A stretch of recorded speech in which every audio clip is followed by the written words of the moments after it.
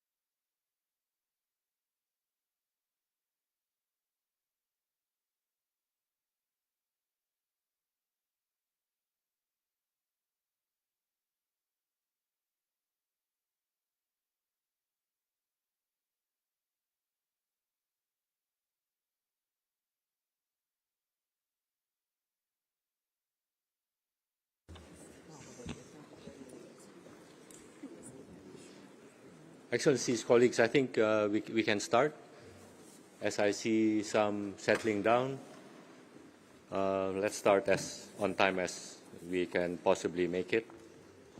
Excellencies, distinguished representative, colleagues, I hereby declare open the 29th meeting of the 62nd session of the Human Rights Council. In accordance with established practice, I would like to announce that the Council has, in closed meetings, examined the situation of human rights in Tajikistan under the complaint procedure established pursuant to Council Resolutions 5/1 and decided to discontinue the consideration of the situation. This is in Tajikistan, on Tajikistan. The Council also took note of the measures and commitments presented by the government of Tajikistan through the note verbal number C34/26/190 dated 25 June 2026 and requested the government of Tajikistan to share with the member states of the Council through the Secretariat by the Council's 63rd session updated information on their implementation. In conformity with the confidentiality of the procedure, members of the Council should make no reference in the public debate to the confidential decision and material concerning the country. Now, turning to the urgent debate, Excellencies, distinguished representatives, we will now start our urgent debate. As per usual practice, let me begin and recall a few practical details for the record. On 29 June 2026, I received a letter from the permanent representative of the United Kingdom and Great Britain and Northern Ireland to the United Nations Office and other international organizations in Geneva. Also on behalf of Germany, Ireland, the Kingdom of the Netherlands, and Norway, requesting the holding of an urgent debate during the ongoing 62nd session of the Human Rights Council to address the human rights situation in and around al-Obeid, North Kordofan, in the context of the ongoing conflict in the Sudan. As decided by the Council during its 24th meeting on Tuesday, 30th of June, we shall now proceed with this urgent debate. The urgent debate will follow the same format as a general debate and will follow the time-saving measures adopted by the Council on June 30th, 2026. Speaking time will therefore be limited to 1 minute and 30 seconds for all, with 5 minutes for the concerned country. The list of speakers will close in 15 minutes. I now give the floor to Mr. Volker Turk, the High Commissioner for Human Rights, for his statement. You have the floor, sir. Mr. President, Excellencies, distinguished delegates, the signs from al-Obeid are clear and unmistakable. Another human rights catastrophe is unfolding in Sudan, this time in the capital of the strategic state of North Kordofan. Civilians have been subjected to siege-like conditions for 18 months, battered by relentless drone strikes as the Sudanese armed forces and the rapid support forces battle for control over areas surrounding the city. My office documented 15 drone strikes on al-Obeid and surrounding areas between 6 and 28 June, which killed at least 45 civilians and injured 41. The actual number of civilian casualties is likely higher. Across the Kordofan region, drones launched by both sides have repeatedly struck markets, schools, fuel stations, water infrastructure, and civilian vehicles. In recent weeks, we documented damage to at least 13 fuel stations in al-Obeid and al-Rahad from RSF drones. These attacks and fuel shortages have a compound impact, making it difficult for civilians to access clean water, food, transport, and healthcare, and to communicate with each other and the outside world.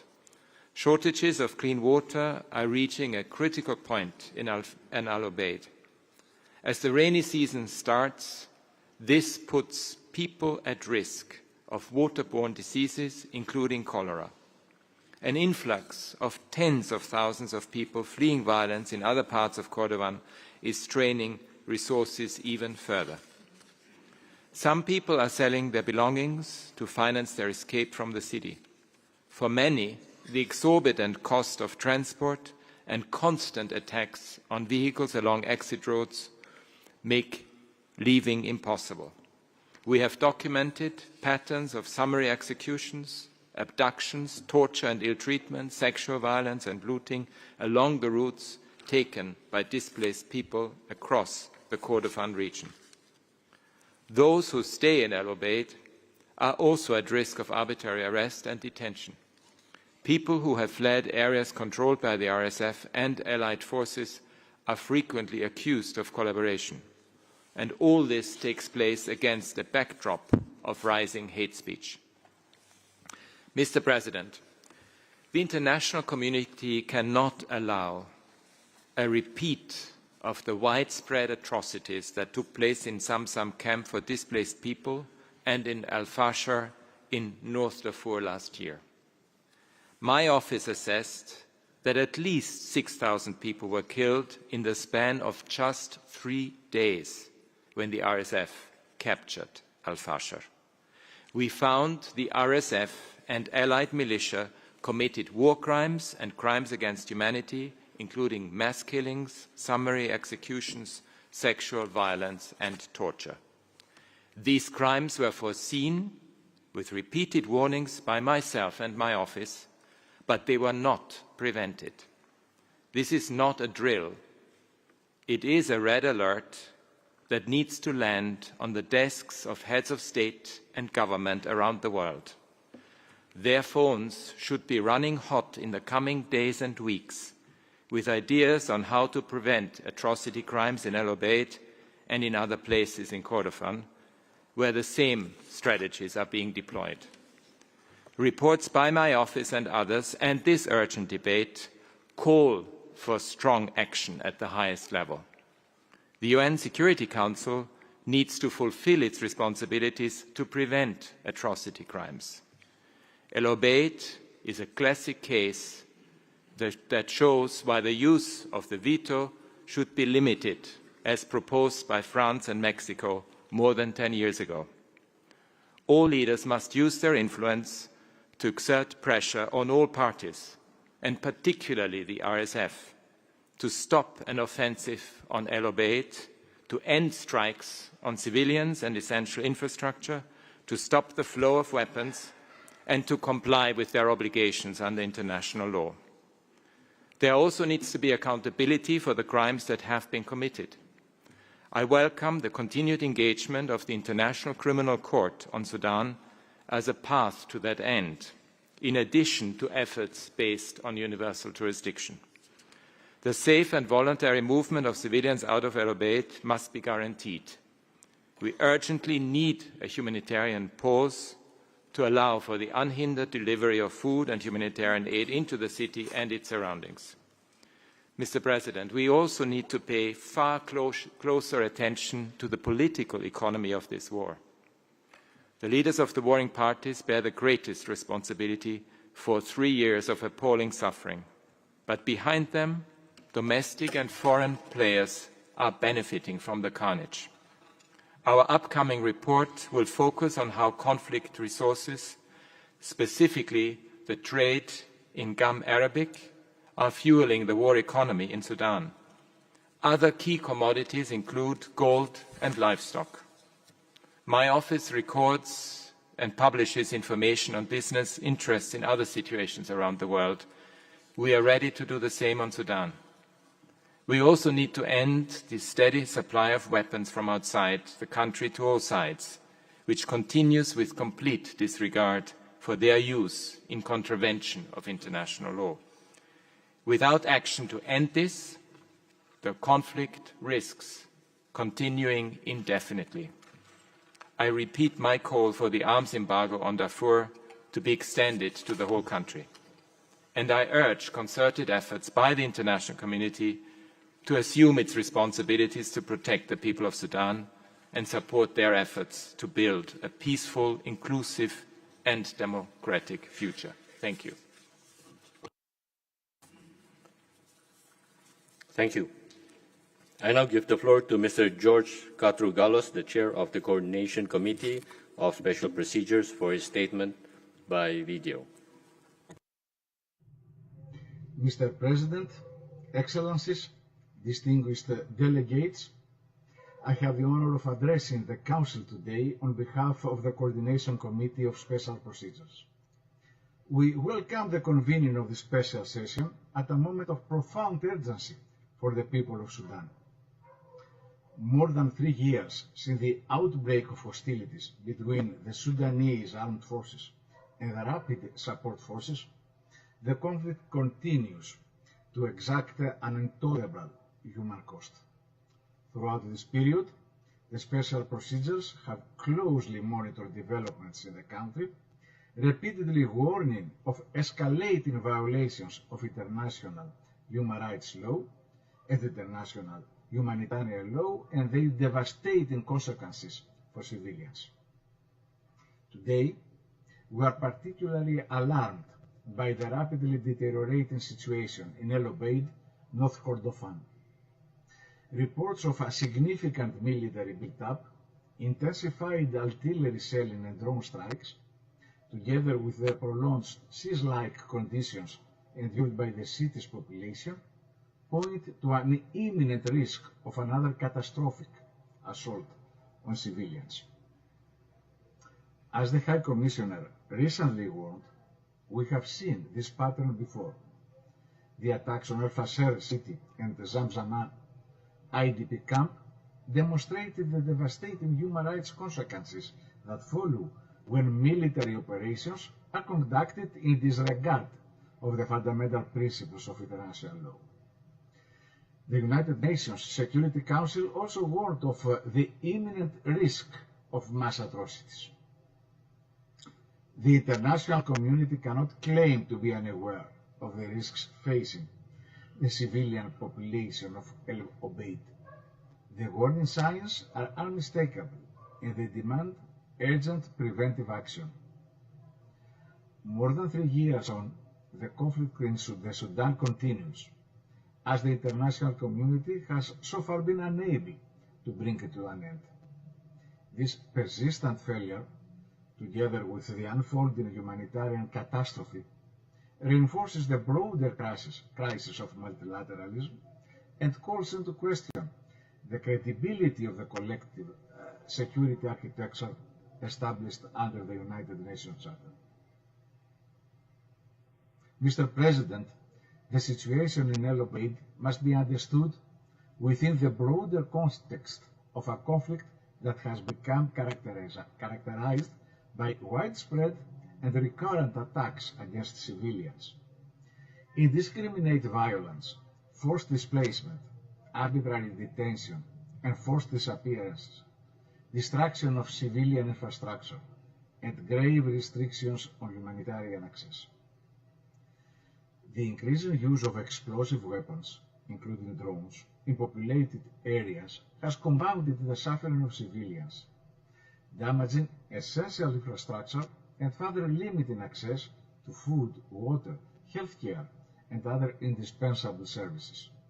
Siege tactics and repeated attacks on civilian infrastructure have left entire communities trapped in increasingly desperate conditions. Women and girls continue to bear a disproportionate burden of this conflict. The recent report issued by the Office of the High Commissioner for Human Rights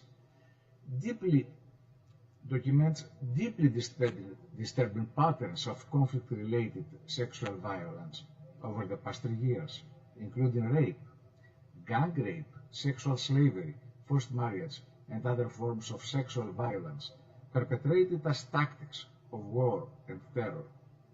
The report concludes that these violations have been committed on a widespread scale, frequently targeting civilians on the basis of their perceived ethnicity or affiliation, and have left profound and lasting physical, psychological, and social consequences for victims, their families, and their communities.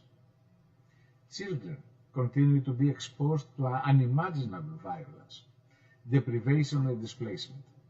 Older persons with disabilities, and other individuals in situations of heightened vulnerability face additional barriers to accessing safety, humanitarian assistance, and essential services. Journalists, medical personnel, humanitarian workers, and human rights defenders continue to operate under extreme risks while documenting violations and providing life-saving assistance.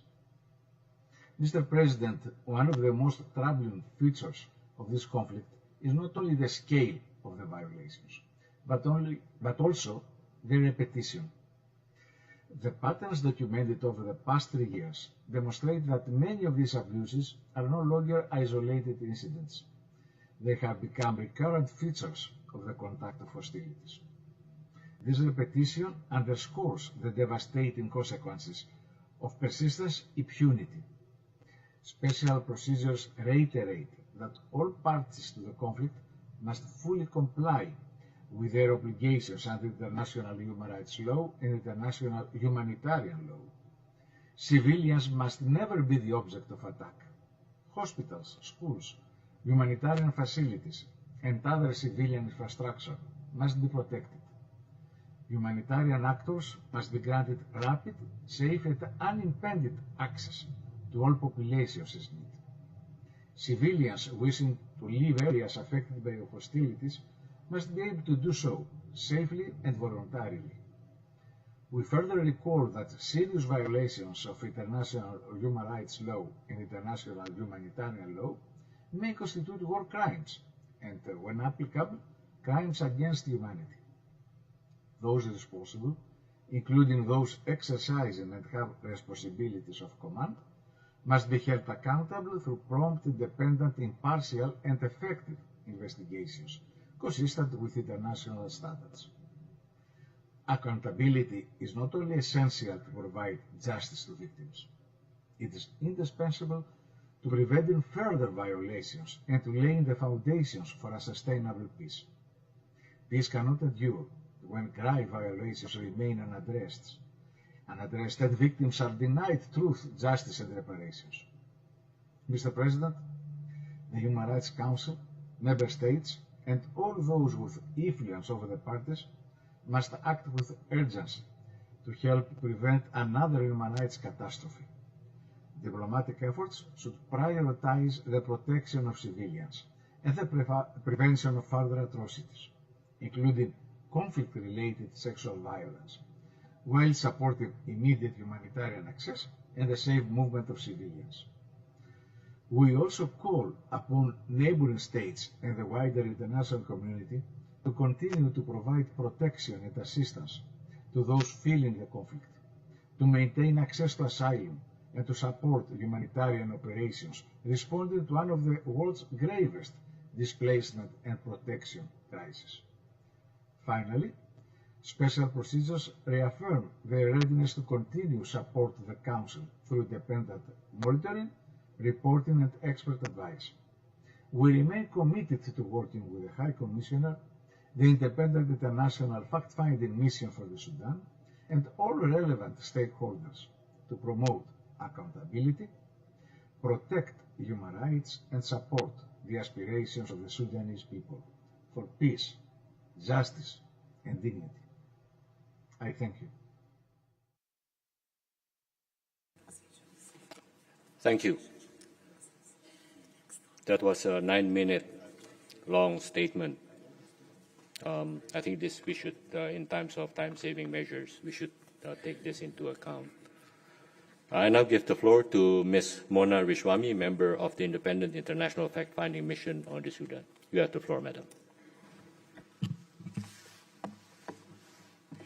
Mr. President, High Commissioner, Deputy High Commissioner, it is sad to meet again to discuss the situation in another city in Sudan. Yet it is the task of this Council, as its founding resolution reminds us, to prevent atrocities and to respond to human rights emergencies. The UN Fact-Finding Mission on Sudan remains committed to assisting the Council in its response in this important responsibility. Today, al-Obeid and more than 500,000 residents, together with over 100,000 internally displaced persons, many of whom fled al-Fashir and other devastated Sudanese cities, are calling on this Council to act. Despite communication difficulties, we have spoken with residents of the city. Fear is pervasive.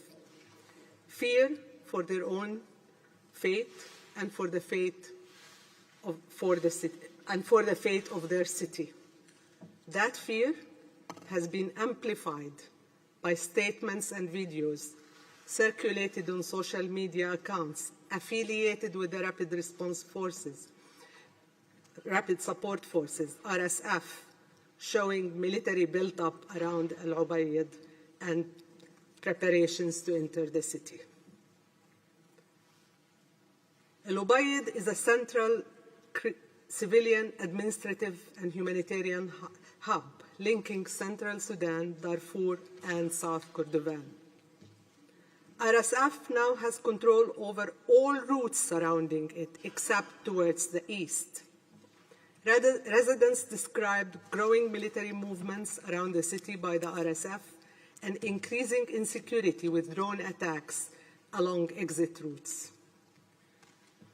Drone attacks by RSF are increasing in and around al-Obeid, together with targeting power stations, fuel depots, water facilities, transport routes, and military positions. Hospitals, markets, schools, and residential areas have been reportedly struck, causing civilian casualties and disrupting essential services. Women and children are among those killed and injured. Food, fuel, and transportation costs have risen dramatically. Water shortages are severe. Electricity is limited, and access to health care is deteriorating. Many households now depend on rainwater collection and communal kitchens. The danger facing al-Obeid lies not only in the threat of direct attacks, but in its progressive siege and the erosion of humanitarian lifelines. We have seen this modus operandi by the RSF before. In Al-Fashir and elsewhere, growing encirclement was followed by restrictions on movements, disruption of aid and food supplies, damage to critical infrastructure, aerial and artillery bombardment, and ultimately indiscriminate attacks against civilians. The presence of the Sudanese Armed Forces, SAF, associated military assets, and affiliated forces within civilian areas is compounding fear among the population. All parties must take feasible precautions to protect civilians. SAF and its allies are also increasingly resorting to arbitrary arrest, prolonged detention, and intimidation of individuals suspected of supporting the RSF, including those criticizing the war, advocating for peace, or expressing views on social media. Mr. President, we call on all parties to comply fully with international law, cease hostilities, and protect civilians and civilian objects. The RSF must stop attacks against civilians and civilian infrastructure, including fuel depot, water facilities, transport routes, hospitals, markets, schools, and residential areas. SAF and its allies must avoid locating military personnel and objects within or near civilian areas and stop intimidating civilians. States with influence, particularly those providing drones, military assistance, or other form of support, must use their influence to protect civilians, prevent further escalation, and advance peace efforts. This is not only a humanitarian imperative, it is essential to regional and international peace and security. The people of al-Obeid are counting on you. We must not fail them. Thank you, Mr. President. Thank you. Now we turn to states, statement by states. And let me just make 2 points. First is that the states that take the floor would be divided along member states and observer states. So we start with member states and then go to observer states. And secondly, before I turn to the country concerned and member states and observer states, please allow me to remind and call on all colleagues to adhere to the language that is commensurate with the dignity inherent to the discussion on human rights issues. I kindly request all speakers to uphold UN standards and use official terminology when referring to countries. Excellencies, distinguished representatives, we will now hear from the country concerned, and I give the floor to Mr. Mohildin Salim Ahmed Ibrahim, the Minister for Foreign Affairs and International Cooperation of the Sudan. Your Excellency, you have the floor. بسم الله الرحمن الرحيم. In the name of God, السيد الرئيس سيد المفوض السامي لمجلس حقوق الإنسان، سادة أعضاء المجلس المحترمون، السلام عليكم ورحمة الله وبركاته.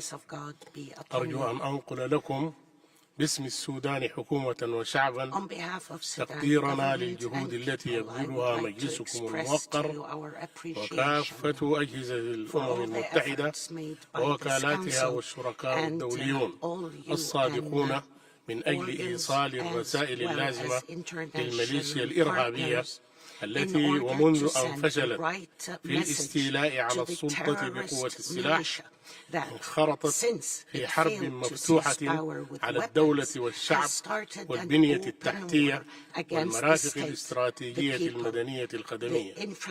ومجلسكم الموقر هو الأدرى أكثر من أي جهة أخرى لأن القرارات والبيانات لا تعني شيئا لميليشيا إجرامية تتباهى بازدراء القرارات وتضرب بها عرض الحائط، وإنما حدث في الفاشر كما أشار ممثلوكم كان بيانا بالعمل، وعليه فإن دول النواة الخمس التي تقدمت بطلب عقد هذه الجلسة كان عليها أن تسلك أقصر الطرق، وهو إرسال رسالة قوية وعاجلة إلى الدولة الراعية للميليشيا الإرهابية وبعض جيران السودان بأن تكف فورا عن إمدادها بالعتاد العسكري المتطور والمسيرات الاستراتيجية التي تقصف الآن المرافق المدنية في مدينة الأبيض وغيرها من المدن، والإسراع بإعلان تصنيف هذه الميليشيا كجماعة إرهابية بعد أن استوفت كافة معايير التصنيف وفقا لتعريف الإرهاب والأعمال الإرهابية. سيد الرئيس، نؤكد انفتاح حكومة بلادي واستعدادها للانخراط الإيجابي مع المبادرات الصادقة الرامية لوقف هذه الحرب بالوكالة كما سماها المفوض السامي في هذا المجلس، متى ما كانت تلك المبادرات متسقة مع خارطة الطريق التي أودعها فخامة رئيس مجلس السيادة الانتقالي لدى الأمم المتحدة في 10 مارس 2025، والتي تم تعضيدها بمبادرة حكومة الأمل للسلام التي أودعها أيضا دولة رئيس الوزراء لدى مجلس الأمن بتاريخ 22 ديسمبر 2025، والقائمة على تفكيك الميليشيا وجمع سلاحها وتجميعها في مناطق يتفق عليها، ثم الدخول في ترتيبات أمنية بما في ذلك وقف إطلاق النار وعملية سياسية سودانية وبملكية وطنية مع الترحيب اللامحدود بأي جهود للدعم والإسناد من جانب الأمم المتحدة والشركاء الدوليين والإقليميين.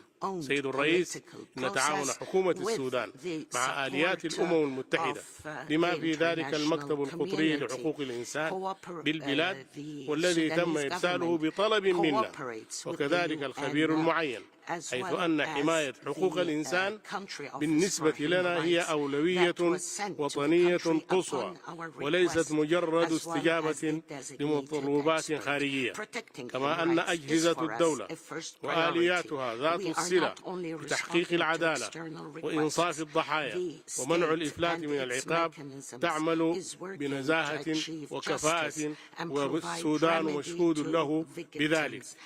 أما على المحور الإنساني فإننا إذ نتقدم بالشكر للدول التي استضافت اللاجئين، فإننا نشير أيضا إلى الجهود المقدرة التي تبذلها الحكومة رغم محدودية الموارد من أجل تهيئة الأوضاع للعودة الطوعية، والتي بلغت معدلاتها 4.3 مليون من النازحين واللاجئين حسب آخر تقارير المنظمة الدولية للهجرة. عليه فإن التزام الدولة ثابت في تقديم كل ما هو ممكن من أجل تسهيل وتسريع إيصال المساعدات الإنسانية. وشكرا لكم سيد الرئيس، وللعلم فإنني من مدينة الأبيض. هذه المدينة الجريحة لن تسقط أبدا طالما كنا أحياء. والسلام عليكم ورحمة الله.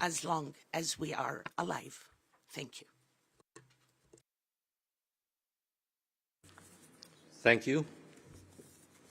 We will now begin the list of members of the Council, and I give the floor to the distinguished representative of the European Union on behalf of a group of countries.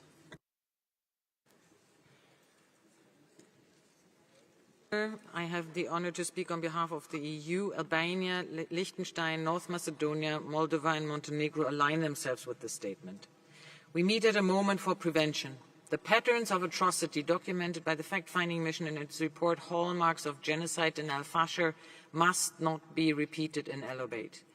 The EU urges the RSF to halt their assault on al-Obeid immediately and all parties to cease hostilities and to respect their obligations under international humanitarian law. The primary responsibility for this war and for ending it lies with the leadership of both the SAF and the RSF and their affiliated militias, and with those who arm, finance and enable them. All external actors supplying weapons or other support must cease immediately, in line with the Berlin Principles for Sudan. Together with our quintet partners, the EU is working to advance an immediate ceasefire. At the Sudan conference in Berlin, the EU and its member states pledged over 800 million euros. Through the EU Special Representative for the Horn of Africa, we are pursuing concrete work on the protection of critical infrastructure. We have reached agreement to expand our sanctions to those who profit from this war. We will continue to support the FFM and the ICC because we must end impunity. States with influence have the duty to exercise it now. The full statement can be found online. Thank you.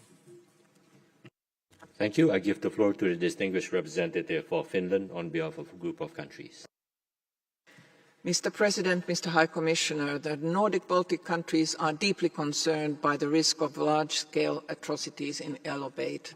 Intensified RSF drone attacks and SAF counter-operations are killing civilians and putting up to 500,000 people at risk in and around al-Obeid. RSF encirclement is restricting movement and disrupting essential services, humanitarian operations and life-saving assistance. Safe, rapid and unhindered humanitarian access must be ensured. Civilians must be allowed to leave areas of danger voluntarily and without obstruction. Previous patterns of conduct by RSF, as reported by the UN, give serious cause for concern, including ethnically targeted violence, executions and other atrocities against civilians, including children, with rape being used as a method of warfare. The leadership of the SAF and the leadership of RSF, their affiliated militias and external actors supplying them with arms bear the responsibility of this war. This war must end. External support that intensifies and prolongs the conflict must stop, and all actors with influence must act to prevent further atrocities. The only viable path forward is a durable ceasefire and an inclusive Sudanese-led and owned political process. Thank you. Thank you. I give the floor to the distinguished representative of Ireland on behalf of a group of countries. President, thank you. President, this statement is made on behalf of the Coalition for Atrocity Prevention and Justice for Sudan. The conflict in Sudan continues to devastate the country, resulting in widespread civilian harm, mass displacement and constraints on humanitarian access and press freedom.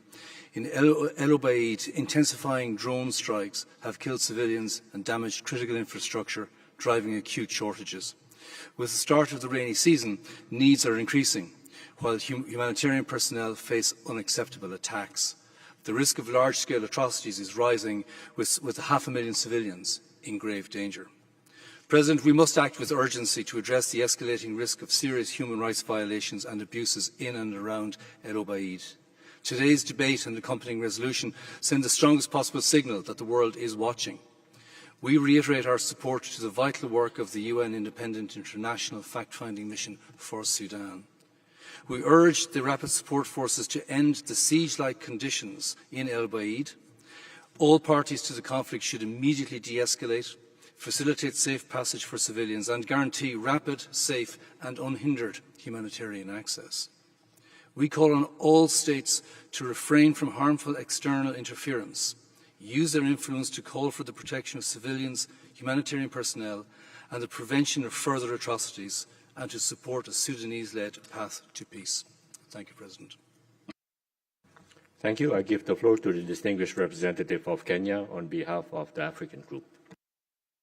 Thank you, Mr. President. The African Group has been closely monitoring the ongoing development in Sudan, including al-Obeid, North Kordofan in the Republic of Sudan. We express our strong and unwavering solidarity with the civilian in al-Obeid and the people of Sudan at this difficult time. We are of the view that immediate and utmost priority is to silence the guns and achieve ceasefire, paving the way to humanitarian relief and peace negotiation and political dialogue. We strongly condemn any external interference in Sudan, which is fueling the Sudanese conflict in flagrant violation of all relevant African Union PSCs, communiques, and UNSC resolution. The group emphasizes its continued commitment to respect the sovereignty, territorial integrity, independence, and political unity of Sudan. We recall the importance of the principles of complementarity and the African solution to African problems. The group welcomes the regional mediation efforts and initiative to solve the crisis in Sudan. We also welcome all supporting efforts to the negotiation by the regional international actors. We reaffirm the need for a single coordinated international effort to resolve the crisis in Sudan under the auspices of the AU together with IGAD, with the support of the UN, League of Arab Emirates, and key international partners, and based on the AU roadmap for the resolution of Sudan crisis. In this regard, the group refers to the welcoming of the AU and the IGAD to the peace initiative presented by the government of Sudan at the United Nations Security Council on December 22, 2025. We urge parties to implement the Jeddah Agreement to ensure protection of civilian and humanitarian aid delivery in Sudan. We urge the international community to provide all necessary support to Sudan. The group appreciates the cooperation of government of Sudan with the OSCHR and the UN designated experts and urge it to continue that cooperation. We urge OSCHR to continue its technical assistance to Sudan. We believe that states have the primary responsibility for the promotion and protection of human rights.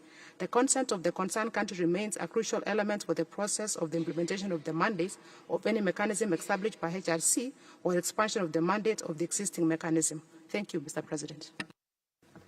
Thank you. I give the floor to the distinguished representative of Kuwait. شكرا سيد الرئيس. تعرف دولة الكويت عن بالغ قلقها إزاء التطورات الميدانية والإنسانية في مدينة الأوبيد وما حولها بجمهورية السودان الشقيق، وتدين بشدة الانتهاكات التي ترتكبها قوات الدعم السريع وتطال المدنيين الأبرياء، بما في ذلك أعمال العنف والهجمات التي تستهدف المدنيين والأعيان المدنية أو تعرقل وصولهما إلى الخدمات الأساسية. وتؤكد دولة الكويت أن المسار الأمثل لمعالجة الأزمة السودانية يمر عبر الوقف الفوري لإطلاق النار وتغليب لغة الحوار واستئناف عملية سياسية شاملة يقودها السودانيون أنفسهم، وبما يحفظ سيادة السودان ووحدته وسلامة أراضيه واستقلال قراره الوطني، ويدعم الجهود الرامية إلى تحقيق تسوية سلمية شاملة ومستدامة تلبي تطلعات شعبه في الأمن والاستقرار. وختاما تدعو دولة الكويت إلى وحدة موقف المجتمع الدولي إزاء معاناة الشعب السوداني الشقيق، وإلى دعم الجهود الرامية إلى وقف إطلاق النار وتخفيف المعاناة الإنسانية وتحقيق السلام والاستقرار في السودان الشقيق. شكرا سيد الرئيس. Reach peace and stability in the kindred country of Sudan. Thank you. Thank you. I give the floor to the distinguished representative of Qatar. Mr. Chair, my country expresses its deep concern regarding the continuous suffering of the Sudanese people, escalation and recurrent attacks by the RSF on civilian infrastructure in and around al-Obeid. We call upon all parties to respect the international humanitarian law, international law for human rights, to defuse tension, self-restraint, and prevent fighting that will lead to catastrophic consequences on civilians.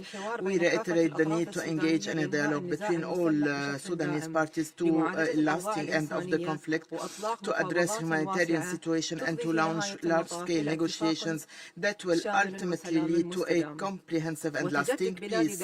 We reiterate our steadfast support to the unity, independence, sovereignty and territorial integrity of Sudan and our rejection of all forms of interference in internal affairs, as well as full respect of the option of this brotherly people's choice choice of this brotherly people to achieve freedom, peace, justice and prosperity.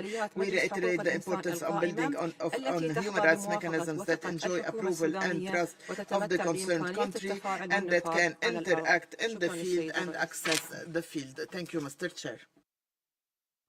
Thank you. I give the floor to the distinguished representative of Bulgaria. President, Bulgaria aligns itself with the statement made by the European Union. Bulgaria is deeply concerned by the significant escalation of the conflict in Sudan's North Kordofan state. We are alarmed by the drastically deteriorating human rights situation resulting from siege-like conditions that have persisted for 18 months. This has had a significant adverse impact on the civilian population. Al-Obeid must not become another El-Fasher. Prevention, protection of civilians and unhindered humanitarian access must guide the collective response. We strongly condemn all violations of international humanitarian law and international human rights law, including acts that may amount to war crimes and crimes against humanity. We call upon all parties to take immediate measures to protect civilians and humanitarian personnel whose safety and security must be respected in accordance with international humanitarian law. Bulgaria calls for an immediate ceasefire. Bulgaria reiterates its support for the independent international fact-finding mission. Lasting peace in Sudan can only be achieved through the protection of civilians, full respect of international law, accountability for all violations, and an inclusive Sudanese-led political process. I thank you. Thank you. I give the floor to the distinguished representative of Egypt.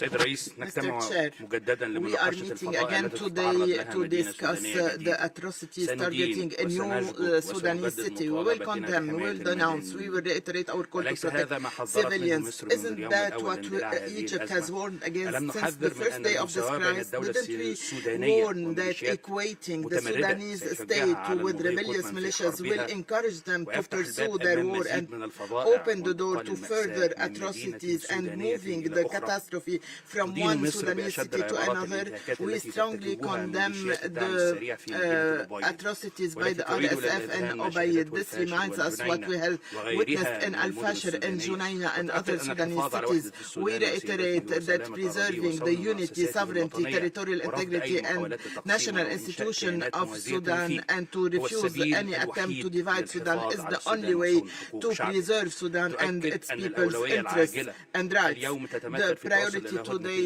is to achieve a humanitarian truce that will pave the way for a comprehensive ceasefire and a political process that is owned and led by the Sudanese without any foreign interference.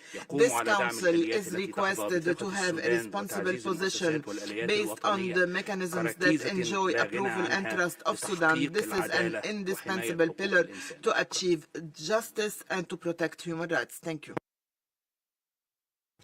Thank you. I give the floor to the distinguished representative of Sweden. Okay. I now give the floor to the distinguished representative of Spain. Gracias, señor presidente, alto comisionado. Thank you, President, High Commissioner. España se suma a la declaración de la Unión Europea y reconoce la importancia de este debate urgente en la labor preventiva de este Consejo. Ante el endurecimiento del cerco de las fuerzas de apoyo rápido sobre el Obeid, mi país expresa su temor a que vuelvan a repetirse las ya documentadas atrocidades cometidas en el Fasher, incluidos indicios de genocidio. Condenamos enérgicamente la intensificación de los ataques con uso creciente de drones contra la infraestructura esencial de la población civil de la ciudad, cuyo medio millón de habitantes, como ha alertado el alto comisionado, corren un altísimo riesgo de sufrir graves y masivas violaciones constitutivas de crímenes de guerra y contra la humanidad. Nos sumamos al llamamiento para el cese inmediato de la escalada militar contra el Obeid, para que se garantice el cumplimiento del derecho internacional humanitario y de los derechos humanos, y para evitar una catástrofe humanitaria y una masacre inminentes. Presidente, instamos a las partes a que acuerden un cese el fuego, garanticen el acceso de la ayuda humanitaria, respeten la soberanía, la unidad e integridad territorial del país y no favorezcan la creación de estructuras estatales paralelas. Les urgimos a reanudar las negociaciones con el fin de impulsar un diálogo nacional político y civil dirigido al establecimiento de un gobierno civil representativo. Muchas gracias. Thank you. I give the floor to the distinguished representative of Chile. Muchas gracias, señor presidente. Nuestra delegación agradece la convocatoria a este debate urgente y la propuesta de resolución presentada en este contexto. Los reportes en la zona dan cuenta de la gravedad de la situación en el-Obeid, donde cerca de 500.000 civiles enfrentan el riesgo inminente de sufrir atrocidades a gran escala. Evitar que se repita la devastadora tragedia ocurrida en el Fasher es un imperativo vital para este Consejo. Expresamos nuestra preocupación por el incremento en el uso de ataques con drones en zonas pobladas, destruyendo infraestructura civil crítica, tales como hospitales, escuelas y universidades. Condenamos estas acciones que han dejado miles de personas atrapadas en condiciones cercanas al asedio, privadas de servicios básicos esenciales como el agua y el combustible. También manifestamos nuestra más absoluta consternación por el efecto que este conflicto ejerce sobre mujeres y niños, quienes sufren de manera desproporcionada. Asimismo, condenamos el uso sostenido de la violencia sexual como arma de guerra, situación que lamentablemente la observamos cada vez de manera más frecuente en los conflictos actuales alrededor del globo. Señor presidente, hacemos un llamado urgente a las partes a un cese inmediato de las hostilidades, a garantizar el acceso humanitario rápido, seguro y sin impedimento y a cumplir estrictamente con el derecho internacional humanitario y los derechos humanos. De la misma manera, reiteramos la necesidad de que los perpetradores rindan cuenta ante la justicia. Muchas gracias. Thank you. I give the floor to the distinguished representative of Japan. Thank you, Mr. President. We would like to express our appreciation for the coordination by the core group and their flexibility throughout the process. Japan is deeply concerned by the reports of the escalation of military mobilization by Rapid Support Forces, RSF, and the allied forces in and around al-Obeid in Sudan.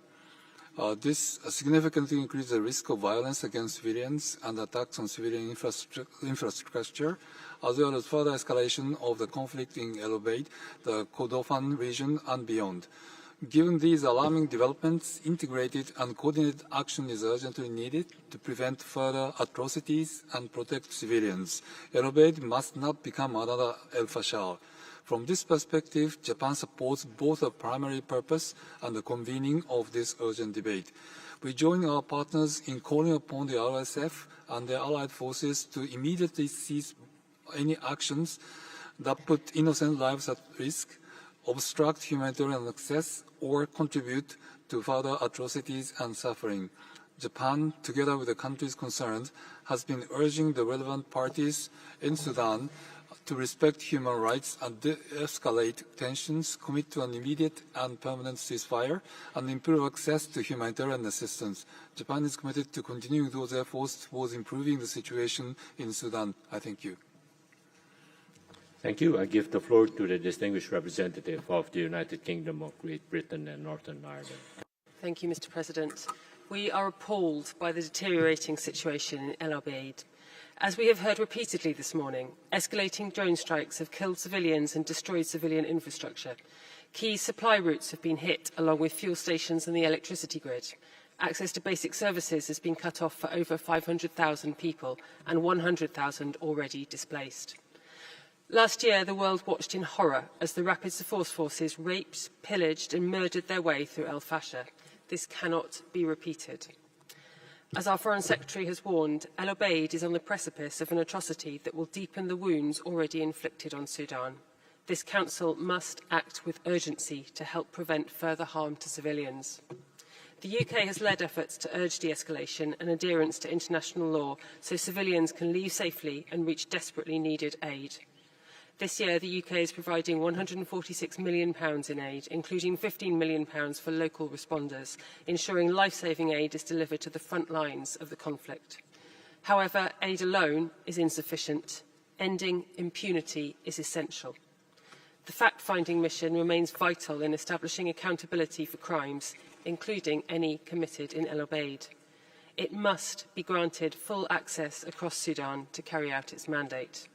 The violence must end in Sudan. Civilians must be protected. Thank you. Thank you. I give the floor to the distinguished representative of France. Merci, Monsieur le Président. La France exprime sa plus vive inquiétude concernant la situation à al-Obeid, où les populations civiles sont privées d'accès aux ressources et services de base du fait du siège mis en place par les forces de soutien rapide. Le Haut-Commissaire et le Conseil de sécurité ont tous deux alerté sur la dégradation rapide de la situation sur place, faisant craindre la commission d'atrocités de masse. Dans ce contexte, la France exhorte les FSR à respecter le droit international humanitaire en cessant d'attaquer les populations civiles et les infrastructures civiles et en mettant fin à cette stratégie de siège qui affecte de manière indiscriminée les populations civiles.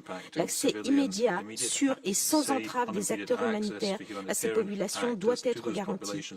Les FSR et les forces armées soudanaises sont les principales responsables du conflit sans issue qui déstabilise le pays et la région tout entière depuis maintenant plusieurs années. La situation humanitaire demeure extrêmement préoccupante, marquée par des violations répétées du DIH et du droit international des droits de l'homme par les forces belligérantes que la mission d'établissement devra documenter. La France appelle toutes les parties à honorer leurs engagements en vertu de la déclaration de Jeddah, à considérer des mesures de confiance et à parvenir à un règlement pacifique du conflit, seul moyen de garantir le retour à la stabilité et la paix dans la région. Je vous remercie. Thank you. I give the floor to the distinguished representative of Indonesia. Mr. President, Indonesia condemns the escalating violence by the RSF against civilians in al-Obeid, including the internally displaced. We are alarmed by drone attacks on civilian infrastructure, cutting off essential services that al-Obeid's people depend on to survive. This must end. We urge all states with influence to stop fueling its conflict and instead to support Sudan's path to peace and reaffirm its territorial integrity. If there is one message to this Council must send, it is civilians must be protected, a duty owed to all Sudanese by all parties, and the international community must constructively support Sudan in meeting it. That means three things. Press the RSF to hold its assault, and all parties to agree a durable ceasefire. Ensure rapid, safe, and unhindered humanitarian access. Ensure credible, impartial accountability for violation by all parties, and we welcome the continued opening of the Adrer crossing as a vital humanitarian corridor. Finally, Indonesia notes the work of Sudan's National Investigation Committee for Accountability, and we support efforts of the African Union, the Office of the High Commissioner, and the League of Arab States toward peace and reconciliation. Only an inclusive Sudanese-led and owned political process will bring lasting peace. I thank you, Mr. President.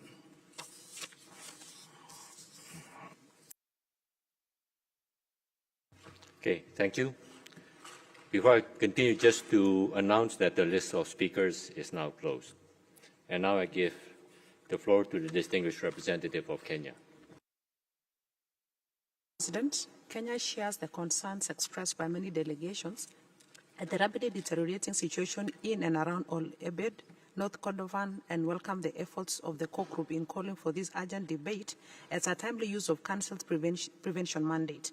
We express solidarity with the people of Sudan, particularly civilians facing siege conditions and displacement and insecurity. We echo the call for an immediate ceasefire by all parties without precondition, and the need for full respect of international humanitarian and human rights law. The protection of civilians, including women and children, must remain paramount, and the attacks against humanitarian personnel and civilian infrastructure must cease. We urge the rapid, safe, and unimpeded delivery of humanitarian assistance, including through cross lines and cross-border modalities, and call on the international community to scale up predictable, sustained, and equitable support to frontline states to address the increasing humanitarian burden and its broader socioeconomic and security impact on the Horn of Africa. Kenya reiterates that there is no military solution. A political resolution remains urgent anchored in the Sudanese-led, Sudanese-owned process that is inclusive and ensures that the meaningful participation of all stakeholders. We further stress the importance of coherence across international efforts in alignment with AU and IGAD-led initiatives. We emphasize the importance of accountability pursued in a manner that promotes dialogue and sustains engagement towards long-term stability. Kenya remains committed as a regional actor to support efforts towards de-escalating stability and sustainable peace in Sudan. I thank you. Thank you. I give the floor to the distinguished representative of Slovenia. Thank you, Mr. President. Slovenia aligns itself with the EU statement. We are strongly condemning the reported atrocities and are deeply alarmed with continued escalating violence in al-Obeid, despite repeated calls for restraint and protection of civilians.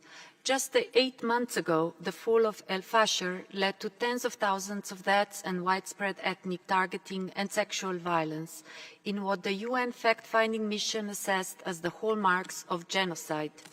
We need to act today to prevent a similar tragedy leading to serious international crimes in al-Obeid, with women and children bearing the biggest brunt of the conflict.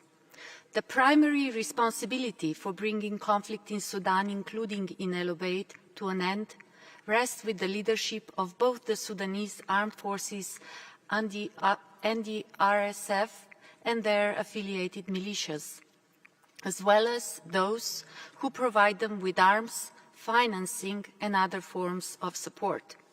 We call on the RSF to hold its offensive on al-Obeid immediately. All parties to the conflict and those with influence over them must de-escalate, protect civilians, ensure safe, sustained and unimpeded humanitarian access, and end all support that fuels the conflict. All violations and abuses must be investigated and those responsible held accountable. I thank you. Thank you. I give the floor to the distinguished representative of South Africa. Mr. President, South Africa thanks the core group for calling this urgent debate, which falls within the mandate of this Council as enshrined in its founding resolution, and joining us to contribute towards the prevention of human rights violations and respond promptly to human rights emergencies. The situation in al-Obeid requires us to act in accordance with this mandate. Developments there closely mirror the Rapid Security Forces, the RSF's 18-month siege on al-Fashir, leading to the mass killing of the innocent, which the Council's fact-finding mission characterized as bearing all the hallmarks of genocide. Sadly, the atrocities being committed in al-Obeid are not new. As the High Commissioner recently warned, we have seen the script before. Beyond al-Fashir, we saw it at the Zamzam IDP camp and in Al-Junaynah. As a state party to the Genocide Convention, South Africa is obligated to act to ensure that preventable atrocities should never be repeated. What we need now is action within our mandate to protect the people of al-Obeid, to ensure humanitarian access and to press all parties towards a ceasefire. We reiterate that there can be no military solution to the conflict. Those responsible must be held accountable, including those who aid and abet them. All foreign interference and efforts to fragment Sudan must end. The flow of arms must stop, and the guns must be silenced. Above all, the human rights of the people of al-Obeid must be protected. I thank you. Thank you. I give the floor to the distinguished representative of the Republic of Korea. Mr. President, the Republic of Korea is deeply concerned over continued violence across Sudan, further exacerbating an already dire humanitarian situation. We are particularly alarmed that al-Obeid, North Kordofan, now faces an imminent risk of large-scale atrocities, as the city, already gripped by siege-like conditions, is reportedly coming under intensified drone strikes. We condemn these attacks against civilians and civilian infrastructure, including hospitals and humanitarian convoys. As the High Commissioner has warned, we must not allow a repeat of these preventable atrocities. We are especially troubled by the disproportionate impact of this crisis on women and children, who face heightened risks of sexual and gender-based violence and displacement. The Republic of Korea once again urges all parties to the conflict to immediately cease hostilities, allow safe and unhindered humanitarian access, and fully comply with their obligations under international law. We also call on external actors to refrain from providing any support that fuels the conflict. Ensuring accountability remains essential. The Republic of Korea supports the mandate of the fact-finding mission, including its urgent inquiry into the situation in al-Obeid. We remain committed to working with the international community to ease the suffering of the Sudanese people and support the efforts for durable peace. Thank you. Thank you. I give the floor to the distinguished representative of Pakistan. Mr. President, for more than 3 years, the Sudan has remained in the grip of a devastating conflict with civilians bearing the heaviest cost. The situation in and around al-Obeid is particularly alarming, given reports of substantial rapid support forces reinforcements and the risk of a ground offensive. As noted by the High Commissioner in his statement of 18 June and others, the RSF's record of grave abuses and atrocities in al-Fashir and elsewhere in the Sudan underscores the imminent risk of mass atrocities. The growing use of drones and advanced weaponry remains a matter of grave concern. The RSF must lift its siege of al-Obeid, halt its assault, comply with international humanitarian law and international human rights law, and protect civilians. We call for safe, rapid, sustained, and unhindered humanitarian access to those in need, and stress that attacks on humanitarian personnel are indefensible. It remains imperative to abide by the 2023 Jeddah Declaration of Commitment to protect the civilians of Sudan.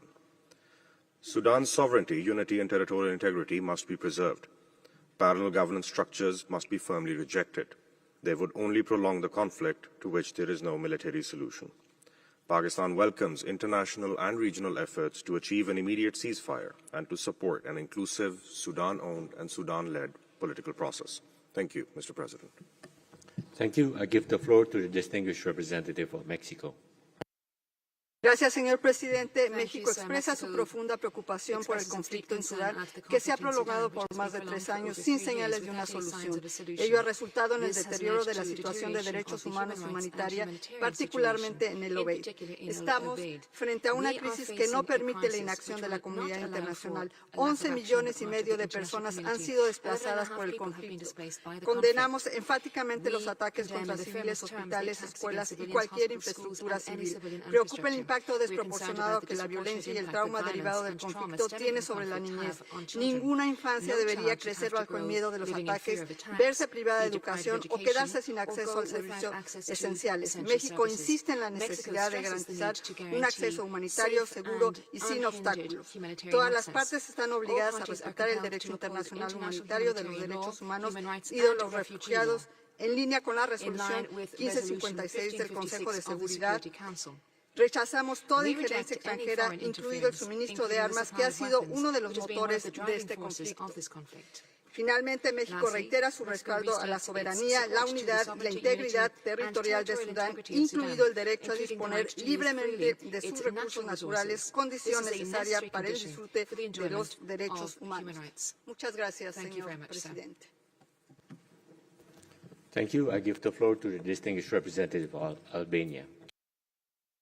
Mr. President, Albania aligns itself with the EU statement. Albania supports the request to convene this urgent debate and also the draft resolution presented by Germany, Ireland, Netherlands, Norway, and UK. My country is deeply concerned by the escalating violence against civilians, civilian infrastructure, and the growing risk of mass atrocity. We call all parties to immediately cease hostilities, respect international humanitarian law, protect civilians, and ensure rapid, safe, and unhindered humanitarian access. There cannot be a military solution to this conflict. Only an inclusive Sudanese-owned and Sudanese-led political process with support of international partners can bring peace and stability. Accountability must remain central. Albania supports the work of fact-finding mission, including collecting documents and preserve evidence. At the critical moment, the Human Rights Council must speak with one voice to protect civilians, support accountability, and reaffirm that serious violation of international law cannot go unanswered. I thank you. Thank you. I give the floor to a distinguished representative of the Netherlands. Thank you, Mr. President. the Kingdom of the Netherlands is alarmed by the imminent threat of RSF result on al-Obeid. We align ourselves with the statements delivered by the EU and the Coalition for Atrocity Prevention and Justice in Sudan. We would like to highlight one aspect of this crisis, the unacceptable pervasiveness of conflict-related sexual violence in Sudan. Sexual violence used as a weapon of war is a serious violation of international law and may constitute war crimes or crimes against humanity. Such violations must stop. We call on all conflict parties to cease all forms of sexual and gender-based violence. We call for a survivor-centered response with access to medical, psychosocial and legal support. Holding perpetrators accountable lays the foundation for justice and sustainable peace, and we will continue to support accountability efforts such as the fact-finding mission. But more importantly, we must prevent the terrible harm inflicted on civilians in El Fasher from also befalling the civilians of al-Obeid. We urge all parties to the conflict to uphold their obligations under international humanitarian law and those with influence over the parties to use that influence now to prevent further atrocities and destruction. Thank you. Thank you. I give the floor to the distinguished representative of Ghana. Thank you, Mr. President. Ghana is deeply concerned by the escalating violence in and around al-Obeid and the grave risk of further atrocities against civilians. Like others, we unequivocally condemn attacks against civilians and civilian infrastructure and call on all parties to the conflict, particularly the Rapid Support Forces, to immediately cease hostilities, respect international humanitarian and human rights law, and ensure civilian protection. We underscore the urgency of acting now to prevent a recurrence of the atrocities witnessed in El Fasher. We also stress that the continued flow of arms and external support following the conflict must cease. We underline the necessity for accountability for all war crimes committed in the ongoing armed conflict. Mr. President, we commend state and non-state actors that are cooperating with regional and international peace initiatives, particularly the African Union's Roadmap for Peace in Sudan, and call on all parties to implement existing peace processes, including the Jeddah Agreement, in order to protect civilians and facilitate the unhindered delivery of humanitarian assistance in Sudan. We finally reiterate our support for a coordinated international response led by the AU, IGAD, the UN, the League of Arab States, and key partners to advance a sustainable resolution of the crisis in Sudan. I thank you. Thank you. I give the floor to the distinguished representative of Brazil. Thank you, Mr. President. Brazil has been following with great concern the situation in al-Obeid, as well as the escalating violence across the broader Kordofan and Darfur regions. We deeply regret that the Human Rights Council must once again convene an urgent meeting to address the ongoing conflict in Sudan, reflecting a lack of progress since the crisis erupted. Brazil strongly condemns the indiscriminate attacks and siege tactics deployed against civilian infrastructure and medical facilities in al-Obeid. We specifically condemn the widespread reports of sexual violence, arbitrary detentions, and the forced displacement of communities. We reiterate that starvation must never be used as a method of warfare.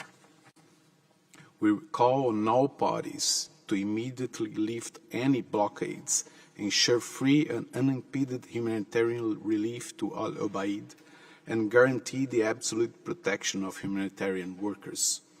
We recall the strict obligation of all actors to respect international human rights and international humanitarian law. Finally, we reiterate our support for the UN High Commissioner for Human Rights and the fact-finding mission for Sudan. Thank you. Thank you. I give the floor to the representative of the Dominican Republic. Muchas gracias, señor presidente. República Dominicana saluda la convocatoria de este debate urgente en un momento de extrema gravedad para la población civil en al-Obeid y sus alrededores. Compartimos la grave preocupación expresada por el alto comisionado y demás delegaciones aquí presentes debido a la rápida escalada de la violencia, el deterioro de la situación humanitaria y el riesgo inminente de que se cometan nuevas atrocidades contra cientos de miles de civiles inocentes.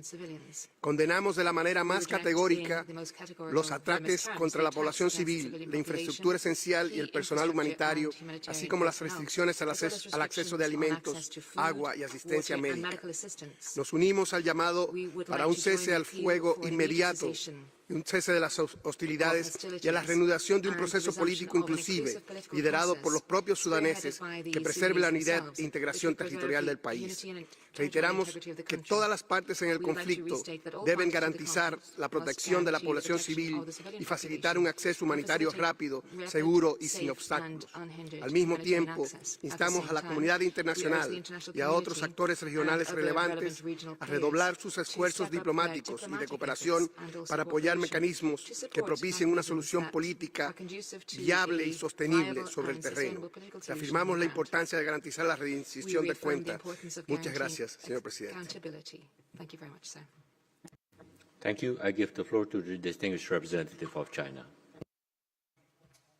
主席先生，距离人权理事会去年底就苏丹法希尔地区人权状况召开特别会议仅8个月。苏欧拜伊格及其周边地区人权状况再度引发关注。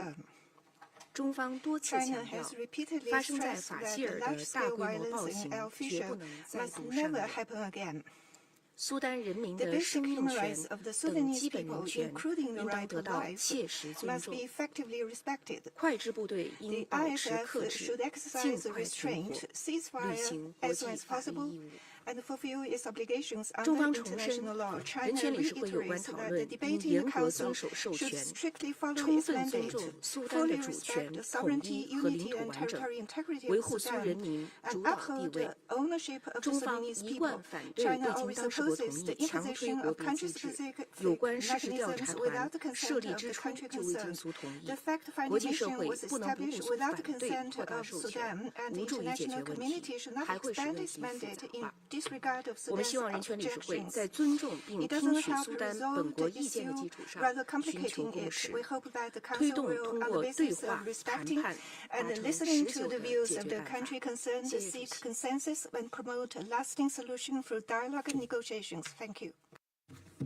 Thank you. I give the floor to the distinguished representative of Italy. Thank you, Mr. President. Italy aligns with the EU statement and is deeply concerned about the deterioration of the human rights situation in the North Kordofan region, and specifically in and around al-Obeid, which aggravates one of the world's most devastating humanitarian crises. We are alarmed by serious violation of international human rights and humanitarian law, including the restriction of humanitarian access and the use of drones against civilians, as reported by the High Commissioner for Human Rights. We urge all parties to uphold international humanitarian law, protect civilians, and facilitate rapid, safe, and unhindered humanitarian access. Italy is at the forefront of humanitarian assistance, supporting vulnerable civilians, especially children. Under the Italy for Sudan initiative, we have allocated fundings to provide essential services, deliver food and humanitarian supplies to the population. Italy continues to stand in solidarity with the people of Sudan and to work for a political solution to restore stability and security in the country, with respect for human rights and the rule of law as its core. I thank you. Thank you. I give the floor to the distinguished representative of Iraq. شكرا سيد الرئيس. يعرب العراق عن إدانته وقلقه بشأن انتهاكات حقوق الإنسان في السودان وخصوصا الأبيض الناتجة عن استهداف المنشآت الطبية ومن بينها الصندوق القومي للإمدادات الطبية ومركز كردفان للأورام والمستوصف البريطاني، الأمر الذي يؤدي إلى تعريض الصحة العامة للانهيار وانتشار الأوبئة والأمراض المعدية. وكذلك قصف المنشآت التعليمية منها جامعة كردوفان بما يساهم في تعطيل المسيرة العلمية فيها وتعريض الأبرياء لخطر صعوبة الوصول لمياه الشرب واستخدام التجويع كسلاح حرب، وكل ذلك يؤدي إلى انتشار حركة نزوح واسعة للمواطنين الأبرياء وحرمانهم من أبسط مقومات الحياة وتعريض الأطفال للتشريد. السيد الرئيس، يؤكد وفد بلادي دعم جمهورية العراق الكامل لسيادة ووحدة السودان الشقيق، ويشدد على حل المشكلات بالطرق السلمية والعودة إلى طاولة المفاوضات ونبذ العنف للحفاظ على وحدة السودان وسلامة أراضيه، ومساندة هذا المسار في إطار حوار وطني يسهم في إنهاء الأزمة وتحقيق الأمن والاستقرار للشعب السوداني. ختاما، يدعو العراق المجتمع الدولي لدعم عملية السلام في جمهورية السودان حفاظا على سيادته ووحدة أراضيه وعدم التدخل في شؤونه الداخلية واحترام خيارات شعبه. شكرا سيد الرئيس. And there must be no interference in its internal affairs and respect the choices that the Sudanese make. Thank you. Thank you. I give the floor to the distinguished representative of the Gambia. The Gambia, good morning, Mr. President. The Gambia joins this urgent debate with deep concern over the human rights situation in and around al-Obeid, Sudan. We view this debate as an opportunity for the Council to help prevent further deterioration. The priority must be to protect civilians, prevent further loss of life, and ensure safe and unhindered humanitarian access to those in need. At the center of the debate must be the Sudanese people. Their right to life, as recognized by the Universal Declaration of Human Rights, must be respected and protected. No military objective or political grievance can justify conduct that places civilians at risk or deprives them of humanitarian assistance. The Gambia stresses the need for full respect for the sovereignty, unity, independence, and territorial integrity of the Sudan.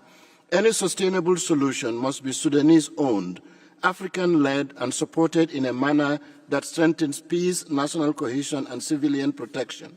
All actors with influence over the situation must act responsibly. We call for an immediate cessation of hostilities and full respect for international human rights law and international humanitarian law.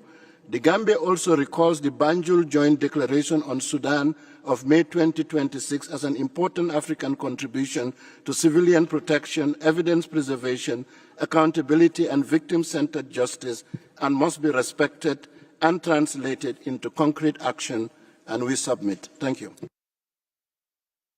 Thank you. I give the floor to a distinguished representative of India. Thank you, Mr. President. We are deeply concerned by the reports of dire humanitarian situation in and around al-Obeid.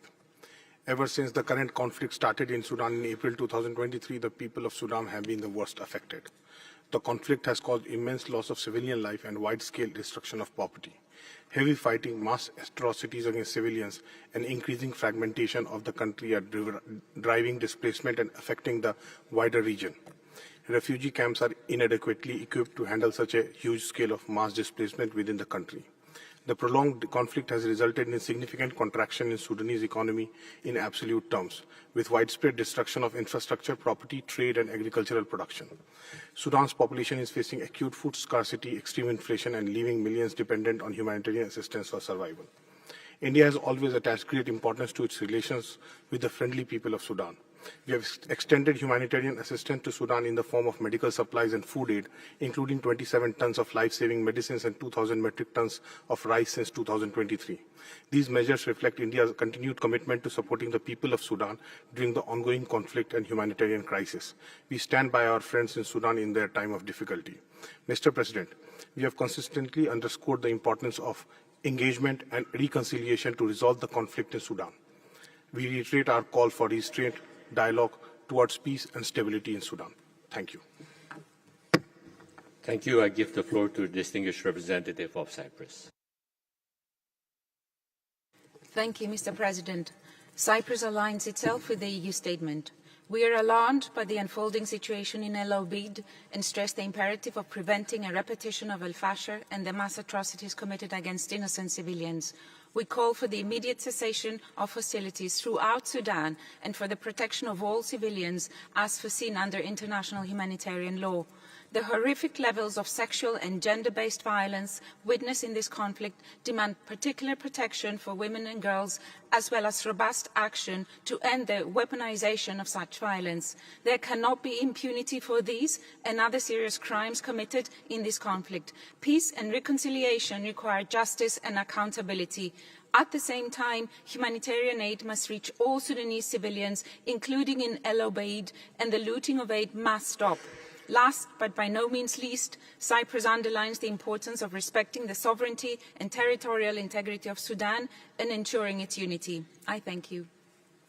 Thank you. I give the floor to the distinguished representative of Switzerland. Monsieur le Président, la Suisse condamne avec la plus grande fermeté la poursuite des violences au Soudan, notamment à al-Obeid.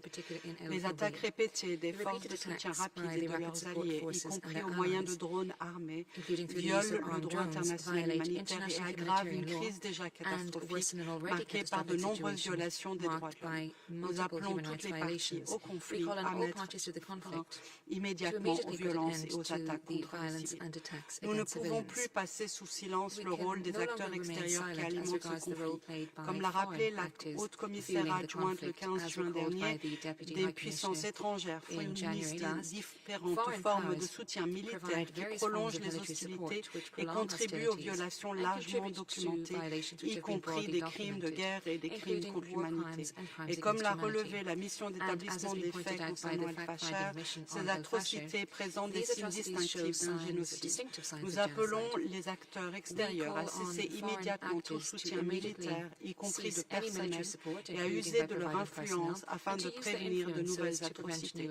Nous rappelons ainsi l'obligation de prévention qui incombe aux membres, aux États parties à la Convention sur le génocide.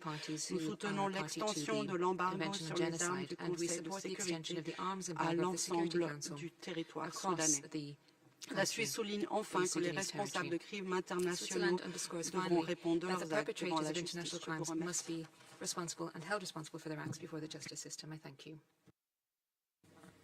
Thank you. We shall now proceed with the list of observers of the Council, and we begin with the distinguished representative of Belgium. Thank you, Mr. President. My delegation aligns itself with the EU statement. Belgium supports this urgent debate on the situation in al-Obeid. As the High Commissioner said, we have seen this playbook before. Belgium is deeply concerned by widespread human rights violations and abuses, including sexual and gender-based violence, and the dire humanitarian situation. We are also concerned by threats against human rights defenders in civil society whose work remains essential in documenting violations. We call on all parties to ensure the protection of civilians. In al-Obeid, drone attacks, artillery shelling and attacks on humanitarian and life-sustaining services must cease. Unlike during the previous special session on al-Fashar, we can and must exert pressure now to prevent further deterioration of an already dire situation. The Sudanese people deserve peace and accountability. We call on the RSF to immediately halt their assault on al-Obeid and reiterate our call to all parties for a ceasefire. There can be no military solution. All states must apply maximum pressure on the RSF, the SAF, and their allies to prevent atrocities, protect civilians, and fully comply with IHL. External support must stop now. Finally, Belgium fully supports the mandate of the FFM and calls on all parties to cooperate with it and with international accountability mechanisms. I thank you. Thank you. I give the floor to the distinguished representative of Iran. Thank you, Mr. President. The Islamic Republic of Iran expresses its deep concern over the worsening human rights and humanitarian situation in and around al-Obeid, as the conflict in Sudan continues to spread. The world's failure to respond effectively to the tragedy in Sudan has allowed this catastrophe to move from one city to another. After the grave violations in al-Fashar and Darfur, North Kordofan, and its capital, al-Obeid now faces the same alarming pattern. Iran strongly condemns the continued supply of arms, financial, logistical, and military support, including advanced drone capabilities, and the recruitment and training of fighters to the rapid support forces by certain external actors.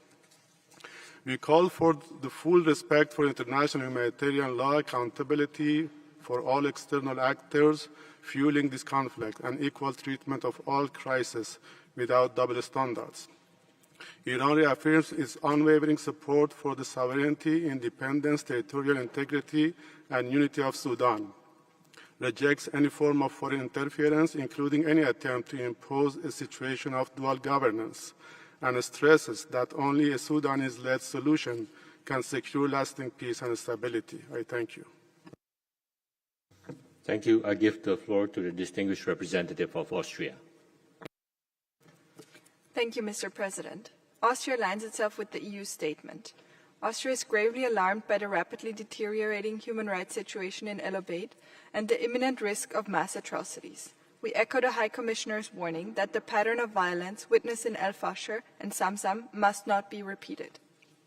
The militarization of al-Obeid, including its strategic use as a potential launch base for drone operations, risks further escalating the conflict and undermining prospects for peace.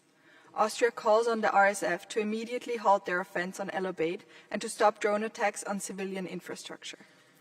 Austria calls on all parties to fully respect international humanitarian law and international human rights law and grant unhindered humanitarian access, and urges all external actors to cease support that fuels this conflict and its atrocities and to uphold the arms embargo.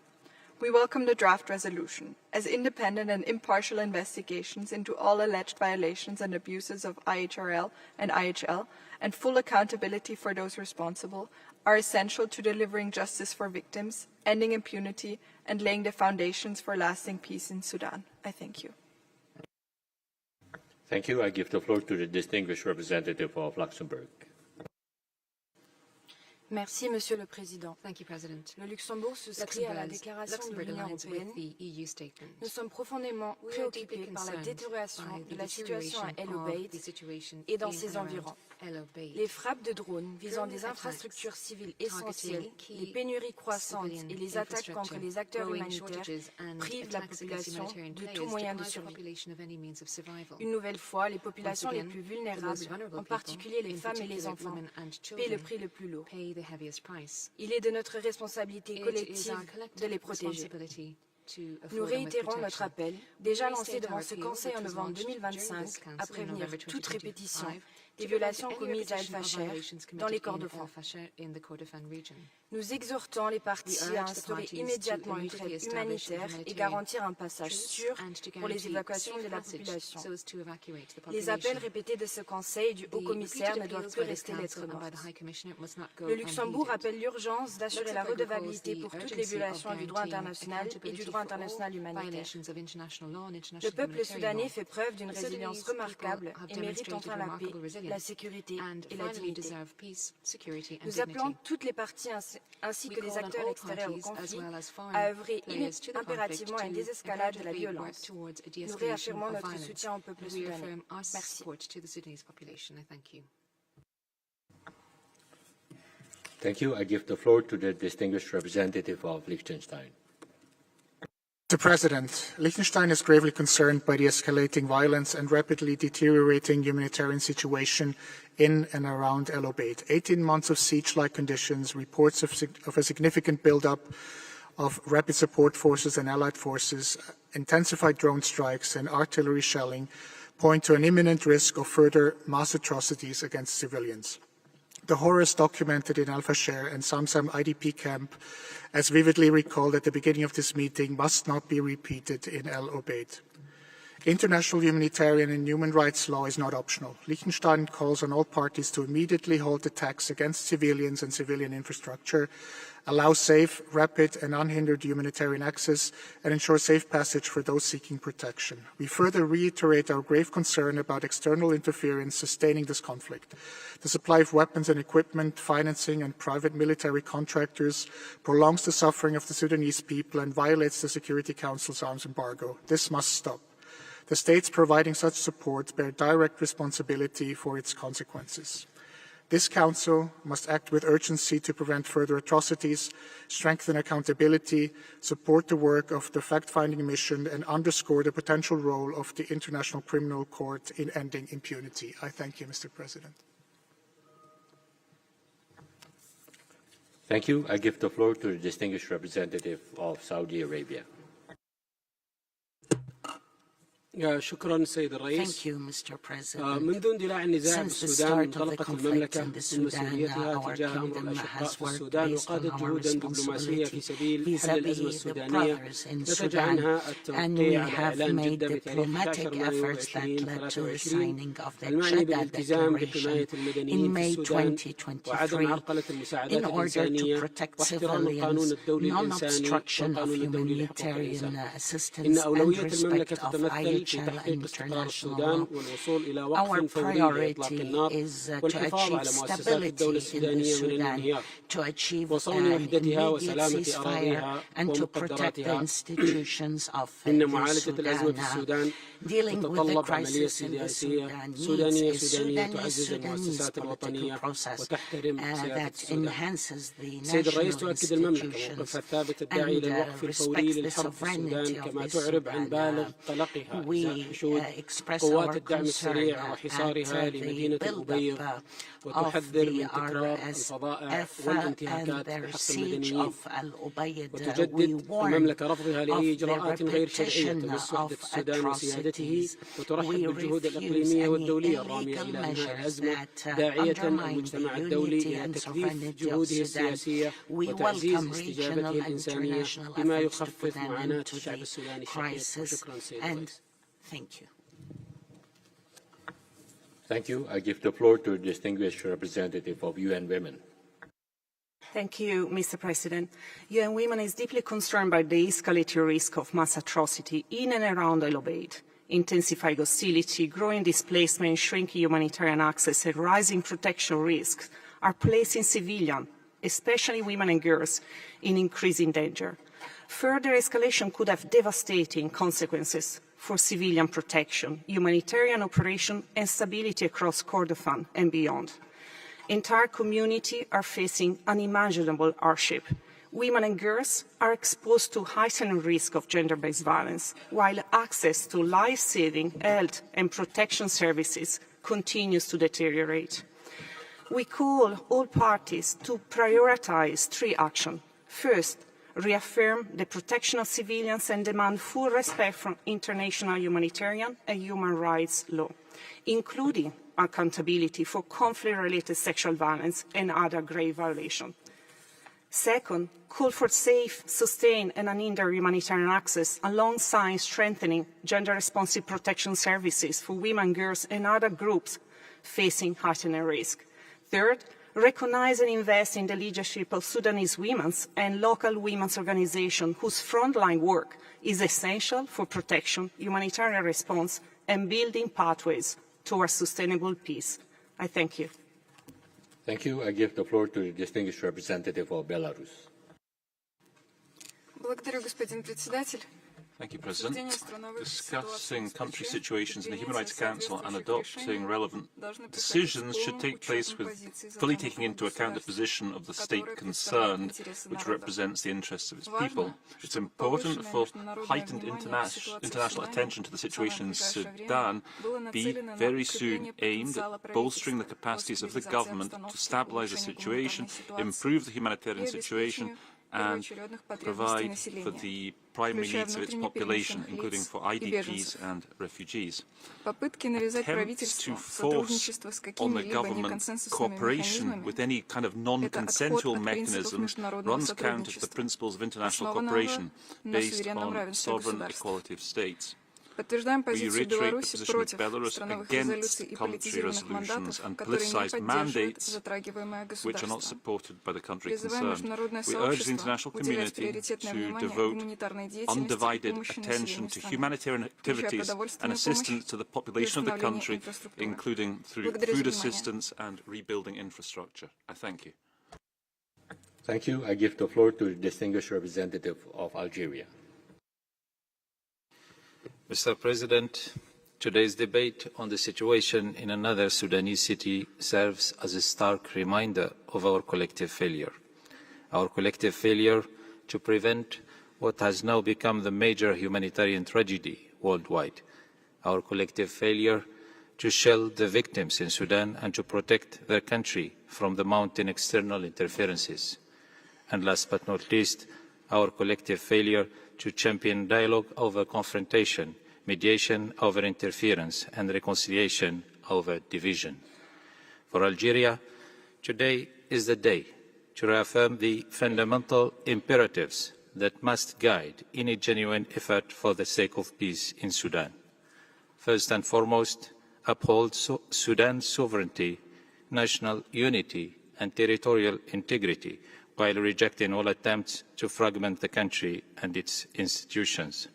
Secondly, condemn all those that continue from outside to fuel violence, to deepen the suffering, and to undermine every prospect for peace. Thirdly and lastly, work towards a Sudanese-led and Sudanese-owned political process that brings together all sons and daughters of Sudan to chart their own future through dialogue, unity, and reconciliation. I thank you, Mr. President. Thank you. I give the floor to the distinguished representative of Jordan. بسم الله الرحمن الرحيم. السيد الرئيس، يجتمع مجلسنا مجددا لمناقشة الأوضاع في السودان الشقيق، والمطلوب اتخاذ موقف واضح. التطورات الخطيرة في مدينة الأوبيد ومحيطها بولاية شمال كردفان تشكل كابوسا يؤرق حياة المدنيين. يواجهون أزمة إنسانية متفاقمة جراء التصعيد العسكري، حصار طويل، وتدمير للبنية التحتية المدنية، وهو ما أدى إلى نقص حاد في المياه والوقود والخدمات الأساسية. يهدد حياة عشرات الآلاف من المدنيين، ويؤكد الأردن على ضرورة وقف فوري للتصعيد العسكري واحترام القانون الدولي الإنساني، وهي مسؤولية على جميع الأطراف، وحماية المدنيين والبنية التحتية المدنية، كما يدعو إلى تسهيل وصول المساعدات الإنسانية دون عائق، وفتح ممرات آمنة للإغاثة والنازحين، انطلاقا من التزام الأردن الثابت بالسلام وحقوق الإنسان، ودعما لوحدة السودان وسلامة أراضيه. ندعو إلى تبني خطوات جادة تسهم في إيجاد حل سياسي شامل ينهي الصراع، يحقق المصالحة الوطنية، ويضمن مستقبلا آمنا للسودان وشعبها الطيب. ختاما، للمجلس ولاية هامة نأمل أن تسهم بفعالية في حماية المدنيين الأبرياء وتعزيز المساءلة والعدالة. وشكرا لكم. Thank you. I give the floor to the distinguished representative of Morocco. شكرا السيد الرئيس. يعرب المغرب عن بالغ قلقه حول الوضعية في بلد السودان الشقيق على إثر الأحداث الدامية التي تشهدها مدينة الأوبيد، كما يندد بالمخاطر الشديدة التي تحيط بحياة وسلامة المدنيين الأبرياء وخاصة النساء والأطفال. ويعرب المغرب عن كامل تضامنه مع السودان الشقيق في هذه الظروف المؤلمة. We stand in solidarity with this kindred country of Sudan during these painful circumstances. We call on the international community to provide necessary humanitarian assistance. We need to guarantee supply of this aid without obstacles so as to mitigate the suffering of civilians who suffer from malnutrition and shortages of drinking water. We call for support to be given to efforts to bolster national institutions to relaunch dialogue and reconciliation. There is a need to support initiatives that address the root causes of the conflict. We must preserve national sovereignty, territorial integrity of Sudan. Thank you. Thank you. I call on the distinguished representative of Canada. Thank you, Mr. President. We are alarmed by reports of a possible RSF ground offensive in al-Obeid, alongside deadly drone strikes that have damaged fuel depots, water stations, and health services, placing at least 500,000 people at grave risk and leaving families without reliable access to basic necessities. The warning signs echo those seen in al-Fashir, and we are deeply concerned that similar atrocities could unfold in the near future in al-Obeid. An immediate de-escalation is urgently required. All parties must comply fully with applicable international humanitarian law and international human rights law and take precautions to protect the civilian population and civilian objects against the effects of attacks, including the use of drones and shelling. They must also allow and facilitate the rapid and unimpeded passage of humanitarian aid to al-Obeid and surrounding areas. We also urge all external actors to cease the supply of weapons and financial support that fuels the conflict. Canada supports essential UN and regional accountability efforts, including those of the African Commission and the FFM for Sudan, to document violations and advance accountability for atrocity crimes, and we support a strong resolution to reinforce these efforts. We urge all parties to the conflict and those with influence over them to use every diplomatic avenue available to secure an immediate ceasefire and advance a credible path toward a negotiated and lasting peace. Thank you. Thank you. I give the floor to the distinguished representative of Malta. Thank you, Mr. President. Malta aligns itself with the statement delivered by the EU. We join the High Commissioner and the conveners of this urgent debate in expressing our deepest concern at reports of serious human rights violations and abuses in and around al-Obeid, north of Kordofan, and at the risk of further deterioration with grave consequences for civilians. We share the High Commissioner's alarm and echo his call for urgent preventive action. As we meet here again, regrettably, the people of Sudan have endured repeated violations of international humanitarian law and international human rights law, including sexual and gender-based violence. These violations must cease immediately. Malta calls on all actors, foreign and domestic, with influence on the RSF and the SAF to halt and prevent all forms of violations, protect civilians, and to ensure that their actions are contributors to peace and not to violence. All actors, regardless of their allegiance, have an obligation to uphold international humanitarian law and international human rights law, and to hold violators accountable. Thank you. Thank you. I give the floor to the distinguished representative of Peru. Presidente, Perú expresa su profunda preocupación por la situación humanitaria y de derechos humanos en y alrededor de al-Obeid, en un contexto de graves violaciones y abusos de los derechos humanos contra la población civil en conflicto con Sudán. El Perú comparte la consternación expresada por el alto comisionado en su conferencia del 18 de junio que respalda el llamado del Consejo de Seguridad el 20 de junio sobre el riesgo inminente de comisión de nuevas atrocidades, pérdida de vidas humanas y el agravamiento de las ya severas condiciones que enfrenta la población civil. Al respecto, y enfatizando el factor clave de la prevención, resulta indispensable actuar de manera oportuna y eficaz, así como coordinada. Por lo que el Perú hace un llamado a todas las partes del conflicto a un cese del fuego inmediato, a la protección efectiva de la población civil, así como el pleno respeto del derecho internacional humanitario y el derecho internacional de los derechos humanos. Resulta igualmente crucial garantizar el acceso humanitario, permitir el paso seguro de las personas que deseen abandonar las zonas afectadas y proteger la infraestructura civil esencial. Finalmente, el Perú reafirma su respaldo a la FFM y reitera la necesidad de investigar todas las violaciones y abusos cometidos, asegurar la rendición de cuentas y avanzar hacia la solución pacífica, inclusiva y sostenible. Sustainable solution to the conflict. Thank you. Thank you. I give the floor to the distinguished representative of Ireland. President, Ireland aligns with the statements of the EU and the Coalition for Atrocity Prevention and Justice for Sudan. Ireland is deeply concerned by the RSF's ongoing offensive on al-Obeid. Their established modus operandi is clear. If al-Obeid falls, there is a grave risk of mass atrocities being committed against civilians, including widespread and systematic conflict-related sexual and gender-based violence. Ireland strongly condemns the pervasive and deliberate targeting of the civilian population and critical infrastructure, including through the increasing use of drone strikes. Throughout this conflict, the RSF has used starvation as a method of warfare, with al-Obeid enduring recurring siege-like conditions for over 3 years now. Ireland calls urgently on the RSF to end the siege of al-Obeid. We also call on the parties to the conflict to immediately cease hostilities and to adhere to their obligations under international humanitarian law. Civilians, including humanitarian personnel, must be protected. Civilians must be able to leave the city safely, and all parties must ensure rapid, unimpeded and sustained humanitarian access. It is vital that all states with influence advocate for a peaceful resolution of the conflict and refrain from any actions that could fuel further violence. Finally, President, we reiterate our full support to the OHCHR and the UN fact-finding mission for Sudan. Impunity will not be tolerated. Thank you, President.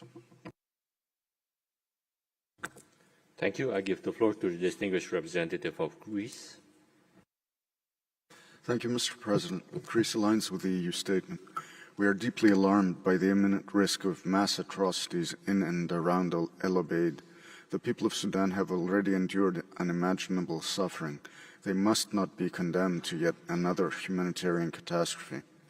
We call on all parties to the conflict to cease hostilities immediately, protect civilians, refrain from targeting public infrastructure, guarantee full, safe and unhindered humanitarian access, including through effective humanitarian corridors, and fully respect international humanitarian law and international human rights law. We also call on all those who arm, finance or otherwise sustain the conflict to end their support without delay. Their actions fuel further violence and human suffering.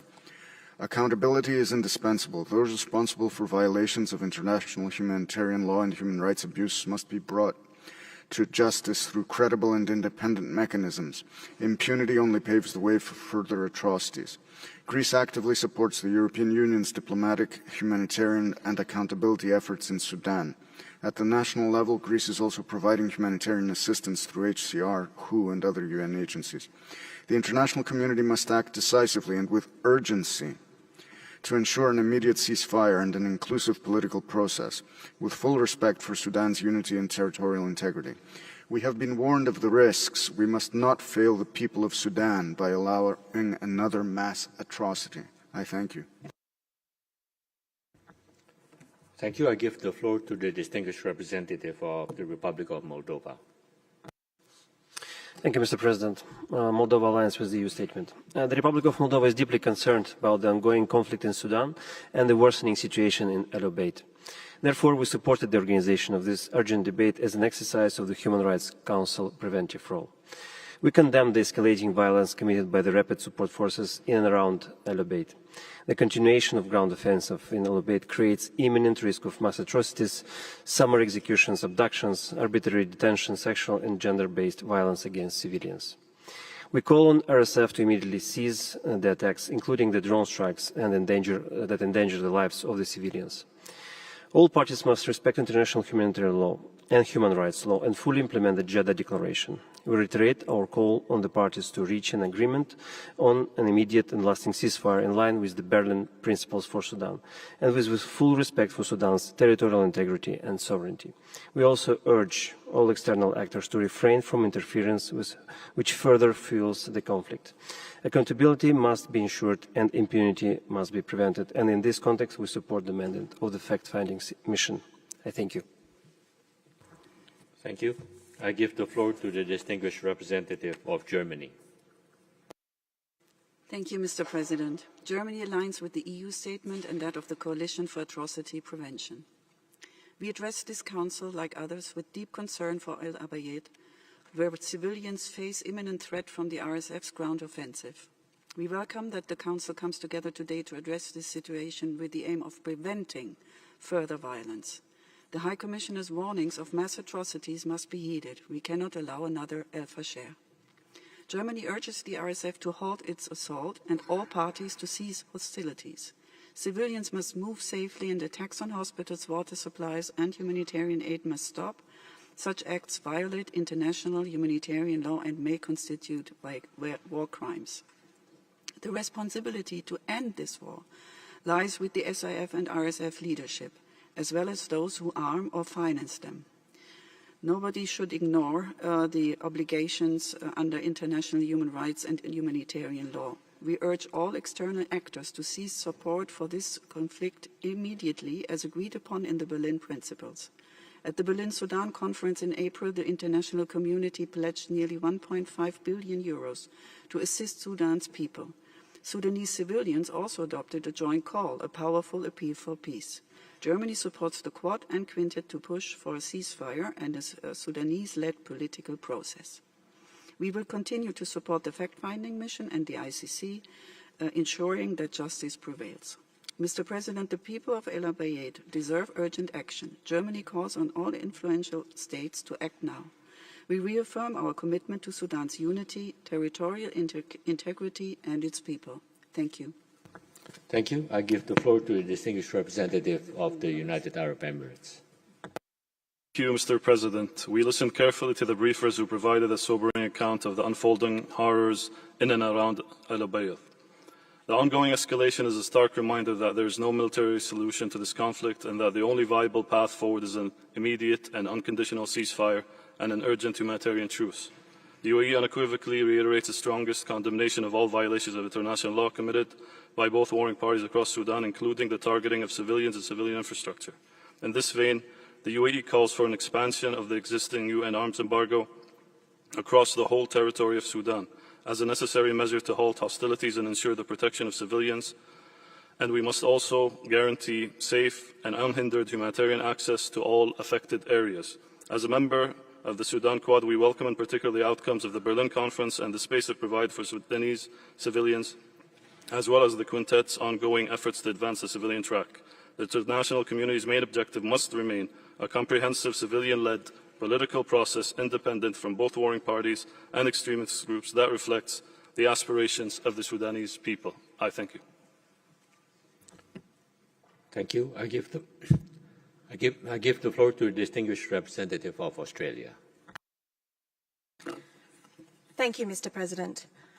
Australia is deeply alarmed by developments in al-Obeid and reports of an imminent offensive by the Rapid Support Forces that could lead to atrocities against besieged civilians.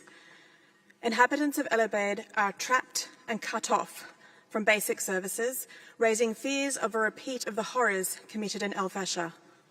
We are gravely concerned by the reported repeated patterns of human rights abuses committed during this conflict.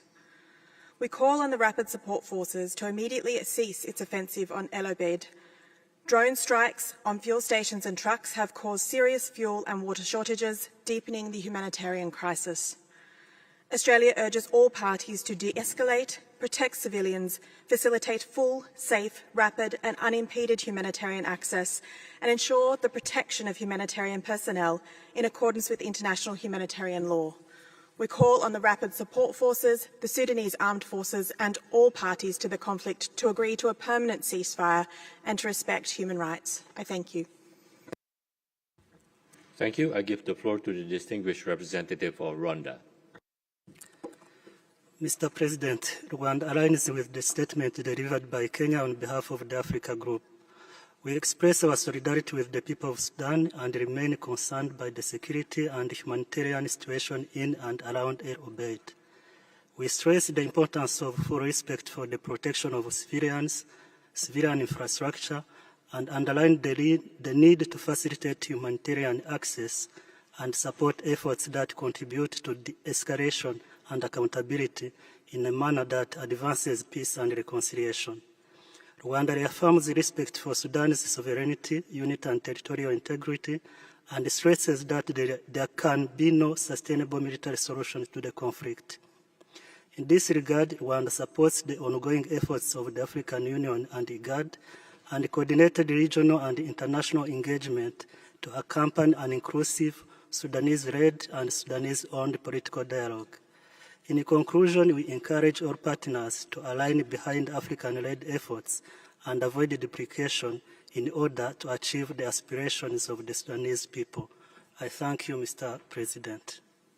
Thank you. I give the floor to the distinguished representative of Ukraine. Mr. President, Ukraine expresses profound concern over the rapidly deteriorating human rights and humanitarian situation in al-Obeid and in the wider Kordofan region. We are deeply alarmed that approximately 500,000 civilians remain at risk of large-scale atrocities and escalating military activities, intensified drone strikes, and prolonged siege-like conditions that have deprived thousands of people of access to basic services. Ukraine strongly condemns all violations of international humanitarian law and international human rights law, including deliberate attacks against civilian infrastructure and other actions that directly endanger the lives, safety and dignity of civilians. These violations have further deepened the humanitarian crisis, systematically eroded access to essential services, and left already vulnerable populations in an increasingly precarious situation. We echo the warning of High Commissioner regarding the imminent risk of serious international crimes, including summary executions, arbitrary detention, abductions, sexual violence, and further forced displacement. The scale and pattern of reported violations demand urgent international attention and decisive actions. Ukraine calls to immediately de-escalate hostilities, ensure unhindered humanitarian access, and fully comply with obligations under international law. We stand in solidarity with the people of Sudan and reaffirm our support to the sovereignty, unity, and territorial integrity of the Republic of Sudan. Thank you. Thank you. I give the floor to the distinguished representative of Portugal. Thank you, Mr. President. Portugal aligns with the EU statement. The people of Sudan continue to endure the catastrophic consequences of a conflict that inflicts immense suffering. Portugal is deeply alarmed by reports of a significant military build-up by the RSF in and around al-Obeid, alongside intensified drone strikes and artillery shelling, raising the imminent risk of mass atrocities against civilians. We echo the High Commissioner's warning that urgent action is needed to prevent further military escalation and protect civilians. We call on all parties to cease hostilities immediately and to fully comply with their obligations under international humanitarian law and international human rights law. Civilians must be protected. Rapid, safe and unhindered humanitarian access must be ensured, and all allegations of violations and abuses must be thoroughly investigated so that those responsible are held accountable. No durable solution can be achieved through military means. A sustainable future for Sudan requires an inclusive, civilian-led political process with the meaningful participation of women, youth, civil society and the communities from all regions of the country. I thank you. Thank you. I give the floor to the distinguished representative of Venezuela. Gracias, señor presidente. Thank you, President. La República The Bolivarian Republic of Venezuela expresses its solidarity with the Sudanese people in the face of the conflict in al-Obeid. We profoundly regret the loss of human life and the delicate humanitarian situation. We note with concern the intensification of the conflict, with reports of foreign interference and support being given to armed groups which have attacked civilian populations and essential infrastructure. We reiterate that any initiative aimed at peace should respect the sovereignty, territorial integrity and right of the Sudanese people to freely determine their own future in step with international law and the principle of non-interference. We stress that cooperation and technical assistance can only contribute effectively to improving the human rights situation when they enjoy the consent of the country concerned. En ese sentido, saludamos la disposición de Sudán para continuar cooperando con la Oficina del Alto Comisionado. Consideramos que solo a través del diálogo y la cooperación genuina se podrá construir una paz duradera en beneficio del pueblo sudanés y de sus derechos humanos. Muchas gracias. Thank you. I give the floor to the distinguished representative of Turkey. Sudan's unity, territorial integrity, sovereignty and independence are the basic tenets of our principled approach to the region and Africa. Most recent and continued attacks on al-Obeid by the RSF militia cause further escalation and aggravate the suffering of the Sudanese people. We are deeply alarmed by deteriorating humanitarian situation and violations of IHL. We join international community's call for an end to violence in and around al-Obeid. However, we believe a corrective is imperative on the part of us, the international community. We join others who underscore that there are no two equal sides to this. Every instance that the RSF and its affiliates are treated as equals with legitimate institutions, this ends up reinforcing the belief that they can continue their violence with impunity. While international initiatives are valuable in keeping Sudan high on the agenda, their ability to contribute to a lasting solution is proving limited in the absence of Sudan's legitimate representatives, weakening and delegitimizing state institutions in the country without any viable alternatives, end up delaying the potential for sustained peace and order. In these difficult times, Turkey will continue to provide humanitarian aid to ease the suffering of the Sudanese people. Turkish authorities and companies, therefore, continue to maintain their presence and activities in Sudan and support the Sudanese people and their legitimate representatives. Thank you, Mr. President. Thank you. I give the floor to the distinguished representative of Mali. Merci, Monsieur le Président. Thank you, President. Le Mali remercie le Conseil des droits de l'homme pour l'organisation de ce débat urgent et félicite ses initiateurs.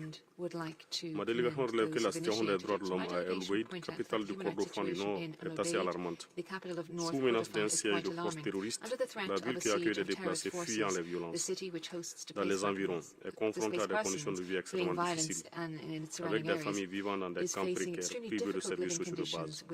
En outre, le Mali est alarmé par des informations faisant état de l'intensification des attaques contre les infrastructures civiles essentielles par des forces terroristes, notamment les établissements de santé, les écoles, les sites accueillant des personnes déplacées, ainsi que les infrastructures électriques et hydrauliques indispensables à la survie de la population. Ma délégation exhorte le gouvernement soudanais à accélérer la mise en œuvre de l'initiative de paix présentée au Conseil de sécurité le 22 décembre 2025. Pour conclure, le Mali réaffirme son engagement constant à respecter la souveraineté, l'intégrité territoriale, l'indépendance et l'unité politique du Soudan et exprime sa solidarité au gouvernement et au peuple soudanais. Je vous remercie. Thank you. I give the floor to the distinguished representative of Chad.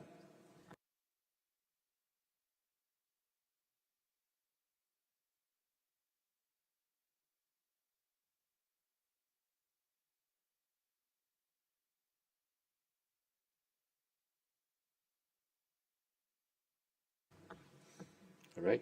I give the floor to the distinguished representative of Timor-Leste.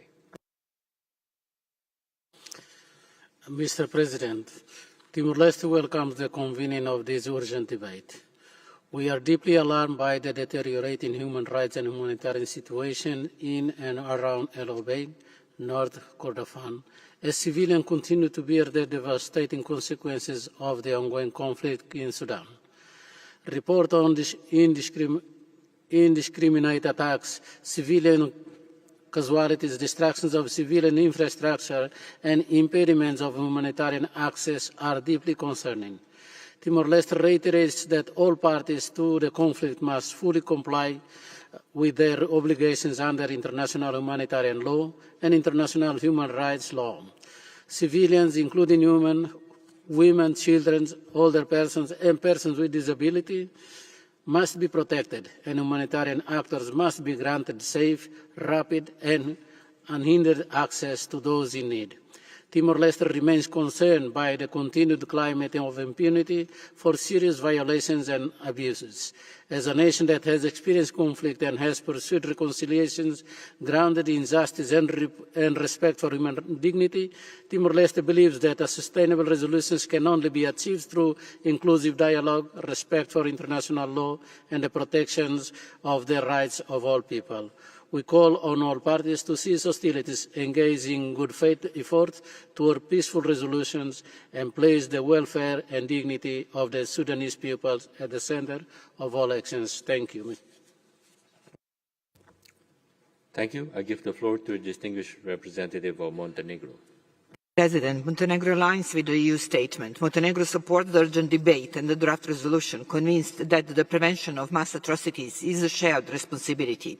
After over 18 months of siege-like conditions, developments in and around al-Obeid oblige this Council to act. The offensive by the Rapid Support Forces and their allies has placed hundreds of thousands of civilians at imminent risk of mass atrocities. The warning signs are clear, the risks are known, and the time to act is now, before al-Obeid becomes another al-Fashar. All parties in the conflict must comply with international humanitarian and human rights law. They must protect civilians, ensure humanitarian access, and respect humanitarian personnel. Failure to uphold these obligations cannot go unanswered. Preventing further atrocities and ensuring accountability are inseparable. Accountability is indispensable to justice, the prevention of further atrocities, and sustainable peace. Montenegro therefore reiterates its strong support for OHCHR and the fact-finding mission, whose work remains essential to advancing accountability, and calls on all conflict parties to cooperate fully with them. Mr. President, there is no military solution. The only path to sustainable peace is an immediate ceasefire and an inclusive civilian-led and Sudanese-owned political process in full respect of the sovereignty, unity, and territorial integrity of Sudan. Our response must match both the urgency of the situation and the responsibility entrusted to us. Thank you. Thank you. I give the floor to the distinguished representative of the Russian Federation. Господин председатель, ситуация в Судане, к сожалению, далека от стабильной. Правительство страны и ее вооруженные силы продолжают противодействовать натиску деструктивных элементов, решивших бросить вызов не только стабильности и безопасности мирных жителей, но и легитимности действующего суданского руководства. Последние события вокруг Аль-Обейда не должны оставлять никаких сомнений относительно истинных целей противников мира. Распространить хаос на всю страну, создать предпосылки для ее расчленения. В целях недопущения развития ситуации по такому сценарию необходимо делать упор не только на устранение последствий длящегося уже 4-й год противостояния, но и его первопричин. Для этого от международного сообщества требуется осознание необходимости более конструктивного подхода к ситуации в Судане. Принципиально важно в полной мере учитывать позицию и пожелания правительства страны, являющейся единственным гарантом сохранности суданских госинститутов и, собственно, суданского государства. Рецепт для развязок острой стадии конфликта всем известен. Он заключается в налаживании честного и конструктивного взаимодействия с законными властями страны. Практика создания Советом соответствующих мониторинговых механизмов и регулярное расширение их полномочий явно этому не способствует. Призываем СПЧ отказаться, наконец, от политизации суданского сюжета и перейти к оказанию реального содействия правительству в нормализации ситуации в стране. Благодарю за внимание. Thank you. I give the floor to the distinguished representative of Eritrea. I thank you, Mr. President. At a time when the people of Sudan continue to endure severe humanitarian consequences of the crisis, the Council must move beyond routine discussions that do not translate into concrete outcomes. The continued escalation of the conflict is aggravated by the involvement of external actors whose actions have contributed to prolonging the violence and the killing of innocent people. Serious and concrete measures must be taken against those actors supporting the rapid support forces who have been committing serious crimes against civilians. Eritrea reiterates that a Sudanese-owned and inclusive political process remains the only viable pathway towards resolving the crisis. What is urgently needed is not another debate, but a genuine commitment for peace and stability, humanitarian relief, and an inclusive political process. The situation in Sudan requires a decisive action. The international community must prioritize ending this devastating conflict and deliver the needed assistance on the ground. Eritrea reaffirms its strong commitment to Sudan's sovereignty, territorial integrity, and unity, and rejects any attempts undermining these principles and creating parallel governing structures outside the government of Sudan. I thank you. Thank you. I give the floor to the distinguished representative of South Sudan. Mr. President, South Sudan aligned with the African Group statement and thanks the High Commissioner for the update on the human rights situation in and around al-Obeid, North Kordofan, and welcome His Excellency Minister of Foreign Affairs of Sudan, Ambassador Meheddin Salim, and his accompanying delegation. We remain deeply concerned by the continued deterioration of the humanitarian and human rights situation in and around al-Obeid, North Kordofan. As a neighboring country, South Sudan has witnessed firsthand the devastating regional consequences of this crisis. We therefore reiterate our steadfast support for an immediate cessation of hostilities to pave the way to humanitarian relief and peaceful Sudanese-owned and Sudanese-led political process aimed at restoring peace, stability, and national unity. We reaffirm our position that existing mechanisms and continued engagement of the Office of High Commissioner for Human Rights provide an appropriate framework for maintaining developments and supporting Sudan national efforts, as establishment of any new human rights mechanism risk duplicating existing mandates and diverting resources. South Sudan remains committed to working with regional and international actors in a spirit of cooperation and mutual respect to support the people of Sudan in achieving lasting peace, protecting human rights, and addressing the root causes of the conflict. Thank you, Mr. President. Thank you. I give the floor to the distinguished representative of Somalia. Mr. President, Somalia aligns itself with the statement delivered by Kenya on behalf of the African Group. The Federal Republic of Somalia is deeply concerned by the grave humanitarian and human rights situation in and around al-Obeid. We strongly condemn all attacks against civilians and civilian infrastructure, particularly those carried out by the RSS, continue to endanger innocent lives and undermine peace and stability. We call on the international community to scale up humanitarian assistance and recovery support for the people of Sudan in coordination with and under the leadership of the government of Sudan. The vulnerable populations, women, children, and the elderly pay the highest price in this conflict. Somalia reaffirms its unwavering support for the sovereignty, independence, unity, and territorial integrity of the Republic of the Sudan. We also reaffirm our support for the African Union roadmap and continued efforts by the African Union and IGAD with the support of the United Nations and relevant partners towards a Sudanese-owned political process. I thank you. Thank you. I give the floor to a distinguished representative of Zambia. Thank you, Mr. President. Zambia is deeply concerned by the rapidly deteriorating situation in and around al-Obeid and the warnings of an imminent escalation that could place hundreds of thousands of civilians at grave risk. We call upon all parties to comply fully with international humanitarian law and international human rights law and to protect civilians without exception. How would we measure whether today's urgent debate has made a difference, Mr. President? Zambia believes our success should be measured not only by the statements delivered today, but by whether violence is de-escalated, humanitarian access expanded, and African mediation gains renewed momentum.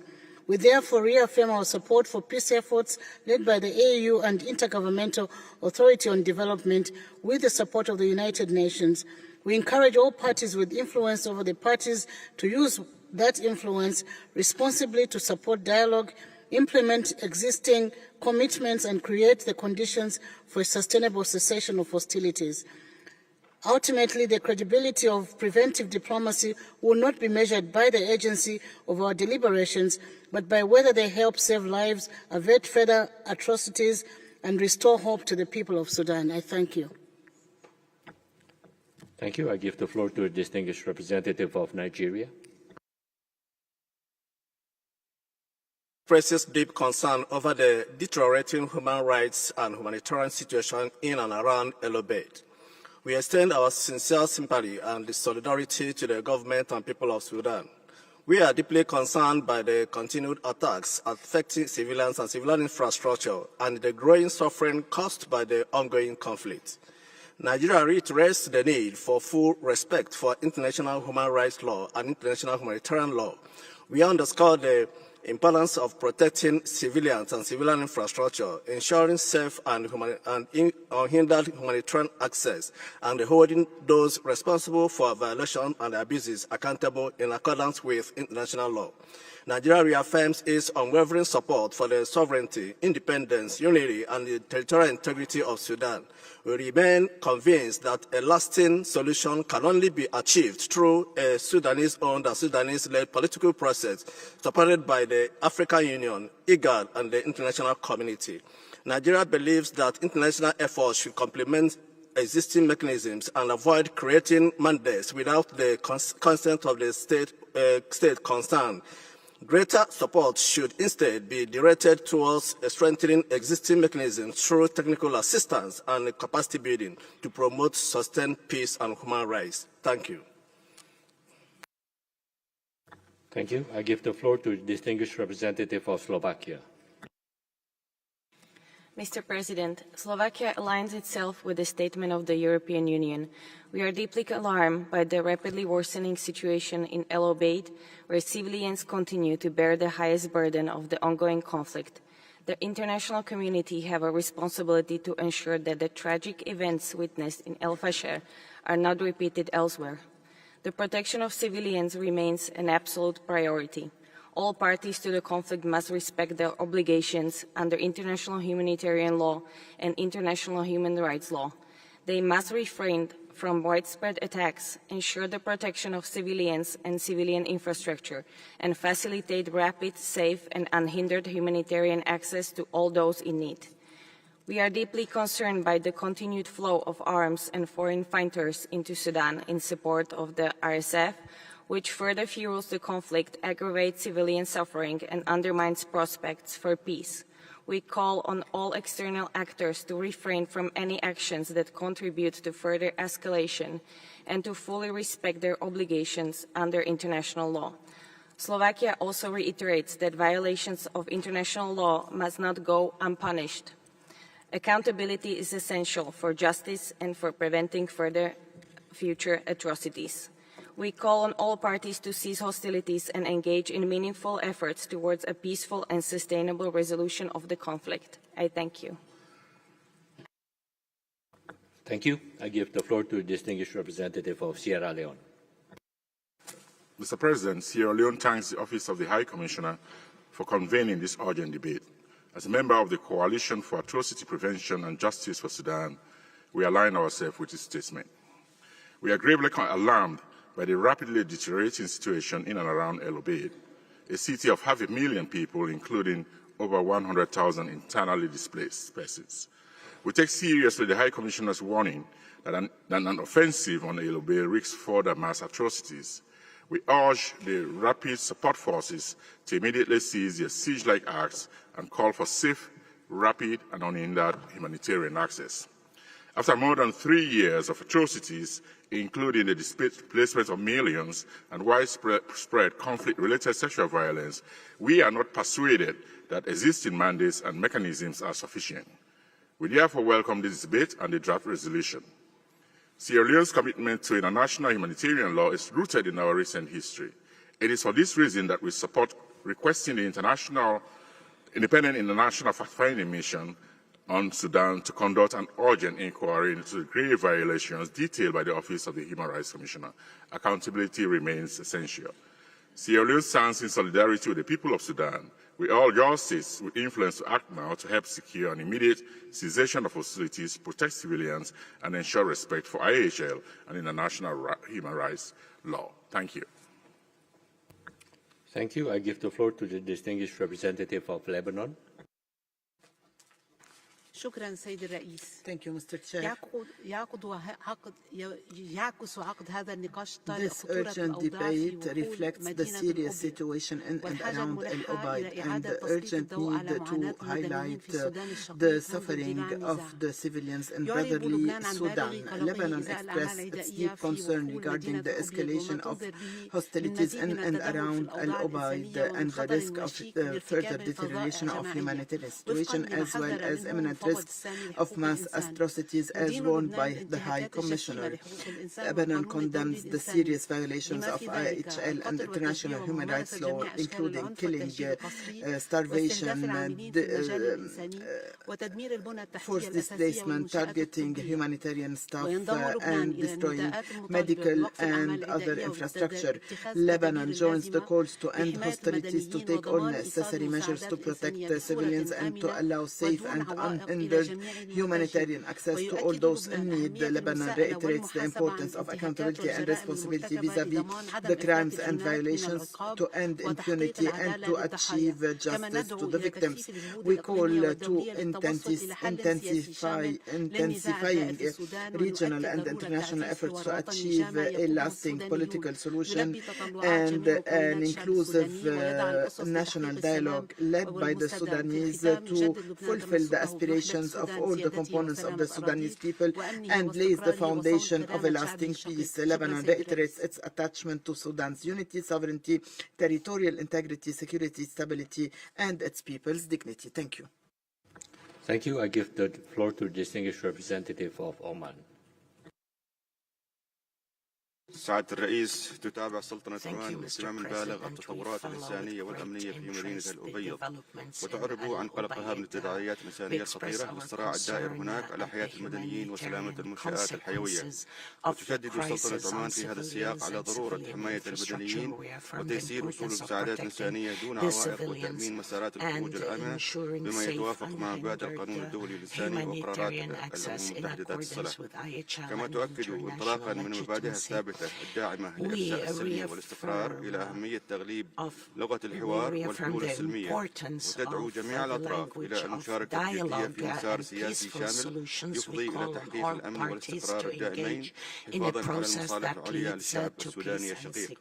السيد الرئيس، تعرب سلطنة عمان مجددا على تأييدها للجهود الإقليمية والدولية الرامية إلى إنهاء الصراع في السودان الشقيق، وتدعو المجتمع الدولي إلى تكثيف المساعدات الإنسانية وتنسيق الجهود لضمان وصولها إلى المتضررين في ولاية شمال كردفان وغيرها من المناطق المتأثرة، على أمل أن تفضي هذه الجهود إلى تخفيف المعاناة ولا تحقيق تطلعات الشعب السوداني، وأن تحفظ للسودان الشقيق أمنه واستقراره ووحدة أراضيه. وشكرا سيدي الرئيس. Thank you. I give the floor to the distinguished representative of Argentina.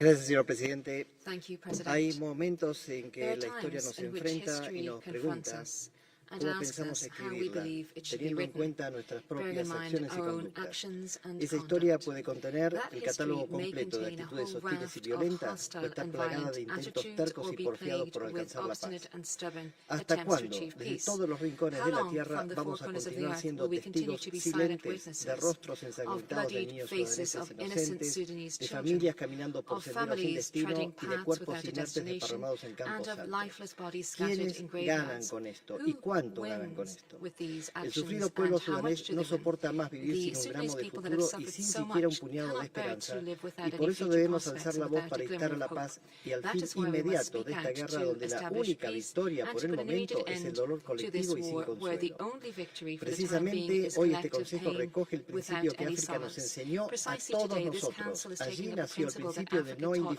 us, indiferencia, that is, como el the principle of a reconocimiento de lack que el of sufrimiento de un indifference. pueblo This is the nunca recognition that puede the ser suffering of a people considerado can never un be asunto considered ajeno to be y an de que la unrelated soberanía matter, encuentra su and that mayor sovereignty fortaleza finds its cuando greatest se pone strength al servicio de la when it is protección de la placed vida at the y de la service of the dignidad protection of humana. life and Desde human dignity. Argentina, como un pueblo de Argentina, paz, deseamos as a que peace-loving recuperarla people, we constituya would like el to espíritu que ensure that inspire los Sudan párrafos más recovers destacados peace de todos los and futuros libros que constitutes escriban the la historia de spirit Sudán. that inspires Muchas gracias, señor the presidente. paragraphs that future books will write about the history of Sudan.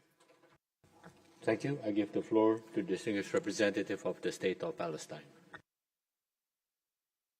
شكرا سيد الرئيس. Thank you, Mr. President. We would like to express our full solidarity with the brotherly people of Sudan, considering the deteriorating human suffering due to the continuation of the armed conflict, especially in and around al-Obeid. The state of Palestine follows with grave concern the reports that refer to the continuing deterioration of security and humanitarian situation and the grave violations of IHL and human rights law, including the targeting of civilian infrastructure and obstructing humanitarian assistance. This escalates the suffering of the people. Our position is steadfast, which is there must be an immediate end to the hostilities, the protection of civilians, and سريع ومستدام إلى جميع المحتاجين abiding fully by international law and to guarantee safe and unhindered humanitarian assistance. We also reaffirm the importance of accountability for all violations and the importance of fighting impunity. We call on the international community to escalate efforts to protect civilians and to find a peaceful solution that preserves the unity, sovereignty and territorial integrity of Sudan. Thank you. Thank you. I give the floor to the distinguished representative of the Holy See. Thank you, Mr. President. The Holy See follows with grave concern the deteriorating situation in and around al-Obeid. This Council is aware of what happened in El Fasher. It is the responsibility of the international community to ensure that this tragedy is not repeated. International humanitarian law binds all parties without exceptions. The distinction between combatants and non-combatants and the protection owed to places of worship and hospitals, to the displaced persons and relief workers are not optional in war, they are its limits. My delegation is particularly concerned by the tightening obstruction of humanitarian access and the siege-like conditions in which food, water, and fuel are scarce, and essential city services are under attack. Starving civilians can never be a method of warfare. Moreover, al-Obeid is a vital lifeline through which relief reaches Darfur and much of Kordofan. Cutting it off would endanger far more than one city. Amid this suffering, the Catholic Church is present on the ground, caring for the displaced and providing food, water, sanitation, and health care. There is no military solution to this crisis in Sudan. My delegation reiterates the appeal of Pope Leo XIV to the warring parties to silence their weapons and begin without preconditions a sincere dialogue aimed at ending this fratricidal war as soon as possible. All parties must comply with international humanitarian law, protect and uphold human rights, step back from any assault upon al-Obeid, open safe corridors for those in need, and ensure unimpeded humanitarian access. The complete version of this statement will be available online. Thank you, Mr. President. Thank you. I give the floor to the distinguished representative of Yemen. شكرا السيد الرئيس. يتابع وفد بلادي بقلق بالغ التطورات الخطيرة في الوضع الإنساني في السودان الشقيق ولا سيما في مدينة الأبيض والمناطق المحيطة بها، وما يترتب على ذلك من تهديد مباشر لحياة المدنيين وتفاقم المعاناة الإنسانية. وتدين بلادي وبشدة الهجمات ضد المدنيين والأعيان المدنية والتدخلات الخارجية التي تسهم في تأجيج النزاعات المسلحة، بما في ذلك دعم أو تسليح أو تمكين أطراف غير حكومية خارجة عن القانون، كما ترفض أي محاولات لتقويض مؤسسات الدولة أو فرض واقع موازن خارج الأطر الشرعية والدستورية. وفي الوقت ذاته تدعم بلادي الجهود الإقليمية والدولية الرامية لإيجاد حل دائم يحفظ وحدة السودان الشقيق واستقراره وسيادته على كافة ترابه الوطني. وختاما، تأمل بلادي أن يفضي هذا النقاش إلى اعتماد مخرجات توافقية تحترم سيادة الدولة المعنية وتعزز التعاون معها وتتجنب إنشاء آليات دولية لا تستند إلى التوافق معها. وشكرا سيد الرئيس. The sovereignty of the state and strengthen cooperation with Sudan by preventing the implementation of non-based mechanisms. Thank you. Thank you. I give the floor to the distinguished representative of Libya. شكرا سيد الرئيس. Thank you, Mr. عبر بلادي عن القلق الشديد من الأنباء الواردة بشأن الحصار الذي تتعرض له مدينة الأبيض والتهديدات التي تواجه المدنيين الموجودين بها، ولا سيما أن مدينة الأبيض أصبحت مأوى لكثير من المدنيين الذين فروا من ويلات الحرب في دارفور. ندعو إلى وقف فوري لإطلاق النار ورفع الحصار عن مدينة الأبيض واحترام القانون الدولي الإنساني وقانون الدولي لحقوق الإنسان. كمان نعبر عن إدانتنا We also condemn any violations against civilian infrastructure, and accountability is a must. We reaffirm our full solidarity with the brotherly people of Sudan. We also support international and regional initiatives to preserve the sovereignty and territorial integrity of the Sudan and to help the suffering of the people of Sudan. Thank you. Thank you. I give the floor to the distinguished representative of Tunisia. Thank you, Mr. Chair. We align ourselves to the Kenyan statement on behalf of the African group. We express our deep concerns regarding the conflict in the brotherly Sudan, namely what's happening in al-Obeid and around the north of Cordoba, namely military escalation, deteriorating humanitarian situation. We denounce the crimes and the widespread violations against civilians. We call for an immediate ceasefire in order to end the suffering of the brotherly Sudanese people, implement Jeddah's agreement to secure the protection of the civilians, and to allow safe, rapid, and unhindered humanitarian access according to international humanitarian law. We reiterate our steadfast position supporting the unity of brotherly Sudan, its independence, sovereignty, territorial integrity. We reject any interference in internal affairs of Sudan. We consider that the priority should be to the national interest and to seek peaceful solutions by resuming the intra-Sudanese dialogue until a peaceful settlement is achieved, led by the Sudanese. This is the best solution to end the catastrophe on the Sudanese people. We reiterate the importance of mediation at the international and regional level, namely the efforts by the EU, IGAD, the support of the United Nations and League of Arab States, as well as other international partners, based on the African roadmap to find a solution to the Sudanese crisis. Thank you, Mr. Chair. Thank you. That was the last speaker on my list.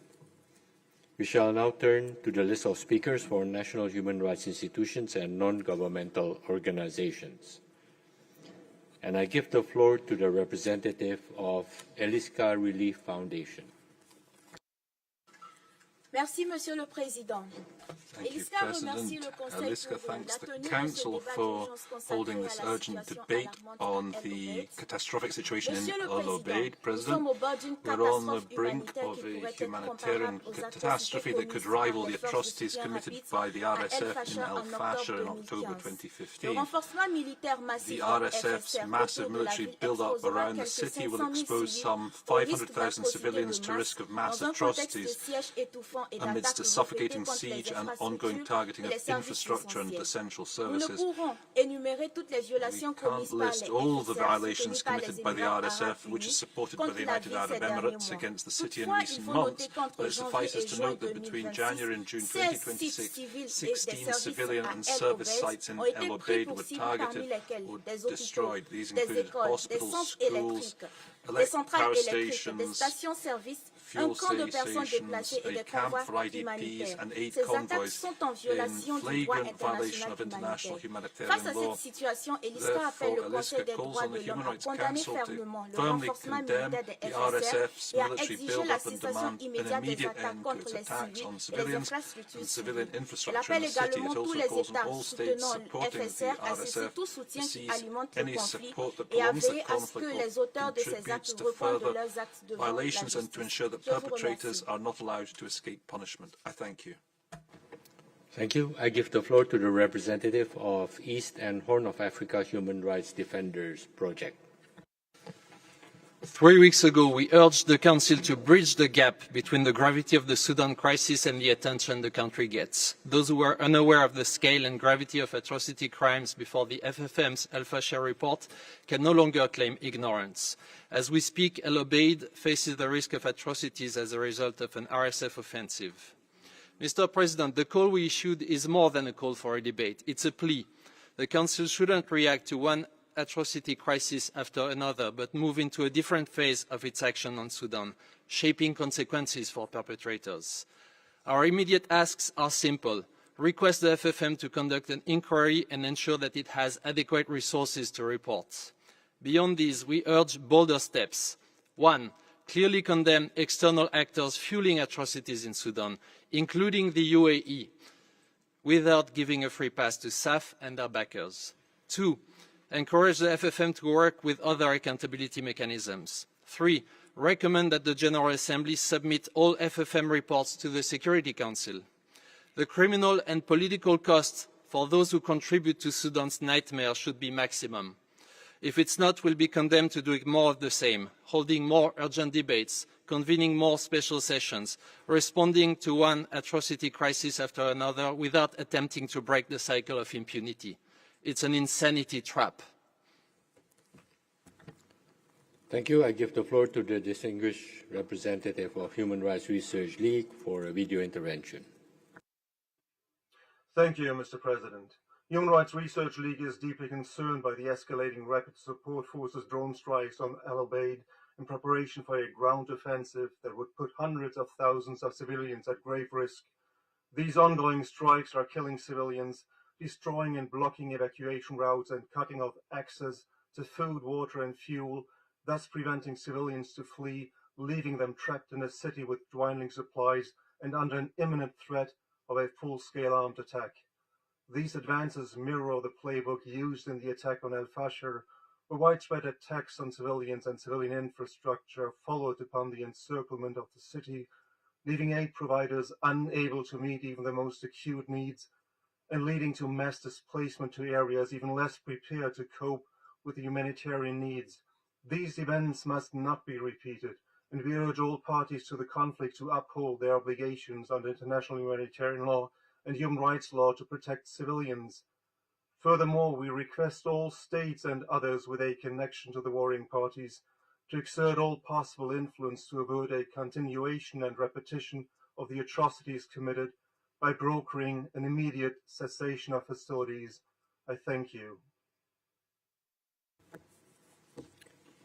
And I'll give the floor to the representative of Amnesty International for a joint statement. Mr. President, this Council must call on the RSF and allied groups to stop their assault on al-Obeid. Commanders must not issue orders violating international law, and soldiers must not implement them. This Council must also urge the United Arab Emirates to stop its military support to the RSF. This week, Amnesty International issued a report detailing the RSF's atrocities against civilians during its attack on al-Fashir in 2025. Siege and engineered starvation, abuses targeting non-Arab communities through torture, killings, rape, and detention, including women and children. These actions in the RSF playbook, repeated in al-Fashir, constitute crimes against humanity of extermination, persecution on the basis of ethnicity and gender, and amount to ethnic cleansing.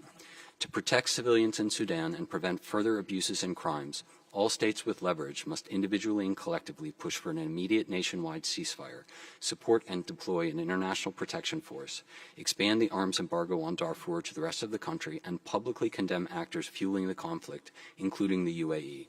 All states must also enforce the embargo so weapons manufactured in China, Russia, Turkey, the UAE, Canada, and France stop appearing on the battlefield. Surge humanitarian assistance and support and protect humanitarian actors, and support all existing accountability mechanisms for Sudan, including this Council's fact-finding mission. This must include more ambitious efforts to prepare case files and, where evidence and jurisdiction exists, to prosecute all those responsible for atrocities. People in and displaced from Sudan deserve no less. Thank you. I give the floor to the representative of Partners for Transparency.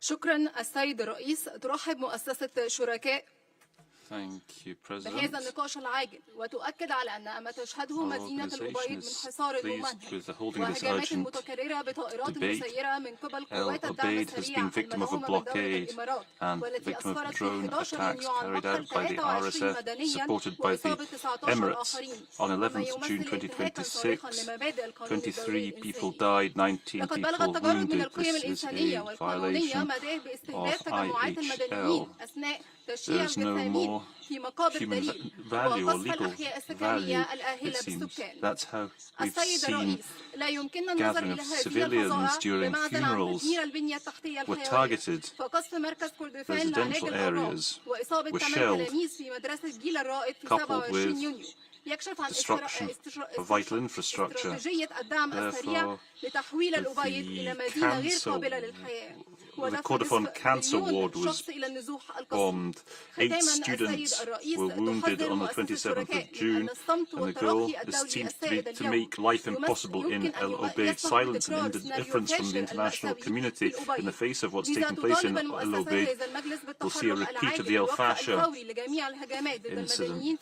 We call on the international community to intervene to prevent attacks on civilians in al-Obeid. There is a need for prohibition on transfers of weapons and military equipment to the RSF. The work of this council is crucial for its credibility. Thank you. Thank you. I give the floor to the representative of Human Rights Watch. Mr. President, we welcome the convening of this urgent debate and use of this Council's prevention mandate. We are hearing alarming reports from al-Obeid, eerily reminiscent of the weeks before the RSF takeover of al-Fasher. An unrelenting campaign of bombardment, including with drones, hampering free movement and hitting critical infrastructure. People are struggling to eat, drink, access electricity and other essential commodities. The RSF has a well-documented modus operandi, a track record of mass atrocities against civilians after military victories. This cannot be allowed to happen again. We need action to protect civilians, prevent atrocities, and meaningfully advance accountability. States should break their silence on growing evidence of UAE support to the RSF, directly urging them to end that support and use their leverage to prevent rather than enable further atrocities. While today we zoom in on al-Obeid, we cannot forget the wider context of widespread and systematic abuses by all parties to the conflict. Continued investigations by the FFM into grave abuses by all parties remain critical, including to support future accountability efforts. We need urgent and decisive action to prevent further atrocities in line with the FFM's clear recommendations. The deployment of a protection of civilians mission, the expansion of both the arms embargo and ICC jurisdiction to the whole of Sudan, and expanded sanctions targeting all those responsible for atrocities and other serious violations in Sudan. Thank you. Thank you. I give the floor to the representative of Christian Solidarity Worldwide. Thank you, Mr. President. The risk to civilians in al-Obeid cannot be underestimated. The time for action is now. Drone attacks on critical civilian infrastructure are worsening conditions for vulnerable civilians and hampering humanitarian operations in the city. Civilians have been targeted even while performing funeral rites for those who have been killed. There is also growing concern about hate speech on social media threatening civilian populations with death, looting and rape. Evidence of troop build-ups around the city, combined with the threats against civilians, points to imminent risk of atrocity crimes. In its February report, the UN fact-finding mission concluded that there were hallmarks of genocide in the actions of the RSF in the siege and fall of al-Fasher. We cannot stand by and watch similar atrocities unfold once again. To protect civilians in al-Obeid, the SAF and RSF must adhere urgently to international humanitarian and human rights law. Those who are supporting the warring parties, including the United Arab Emirates, must stop providing resources that are fueling these atrocities. It is imperative that the arms embargo in place for Darfur is both enforced and extended to the whole of Sudan, and that there is accountability for those who have breached these mechanisms. Robust support for the UN fact-finding mission is essential, ensuring it is fully mandated and resourced to identify all actors responsible for violations. There is also an urgent need for protection force to safeguard civilians, including those displaced multiple times who are now facing these horrors once again. Thank you. I give the floor to the representative of International Bar Association for video intervention. The IBA's Human Rights Institute is highly concerned about the serious risk of genocide in al-Obeid, North Kordofan, following the massacres in Darfur. Some 500,000 people are at risk of large-scale grave violations. If we are to learn anything from the atrocities in al-Fasher, it is not to ignore the warnings and red flags that are flashing before our eyes. The duty to prevent genocide, as explained by the ICJ in its 2007 judgment, is to be triggered at the instant a state learns, or should normally have learned, of the serious risk of genocide. From that moment onward, states are to employ all means reasonably available to them to prevent genocide so far as possible. The serious risk of genocide in Sudan has existed since 2023 at least, Yet states have been failing to take decisive actions and so failing to prevent the genocide. Thereby calls on this Council to investigate the serious risk of genocide in Sudan and identify all means reasonably available to stop the atrocities.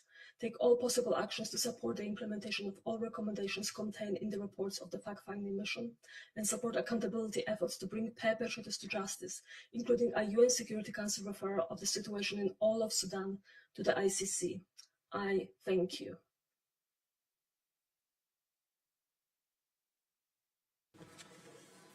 I give the floor to the representative of International Organization for the Elimination of All Forms of Racial Discrimination. Thank you. We are gravely concerned by the escalating violence and warnings that civilians, including large numbers of internally displaced persons, face the risk of large-scale atrocities amid intensifying hostilities. The situations around al-Obeid demands urgent international attention and action. Preventive action must not come after another catastrophe has already unfolded. EFOD, together with Geneva International Center for Justice, call on all parties to the conflict to immediately protect civilians, cease attacks against civilian populations, and fully comply with the obligations under international humanitarian and human rights law.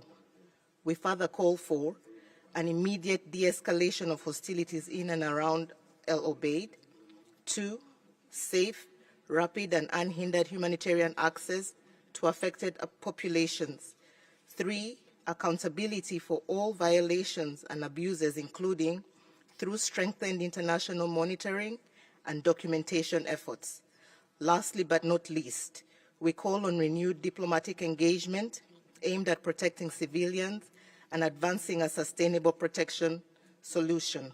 The people of Sudan deserve protection, dignity, justice, and peace. I thank you. Thank you. I give the floor to the representative of Cairo Institute for Human Rights Studies for video intervention.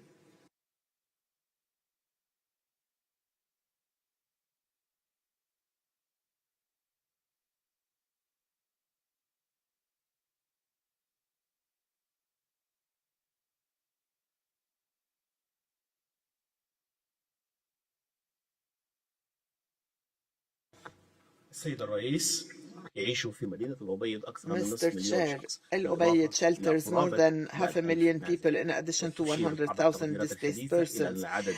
Recent estimates suggest that the number may be higher.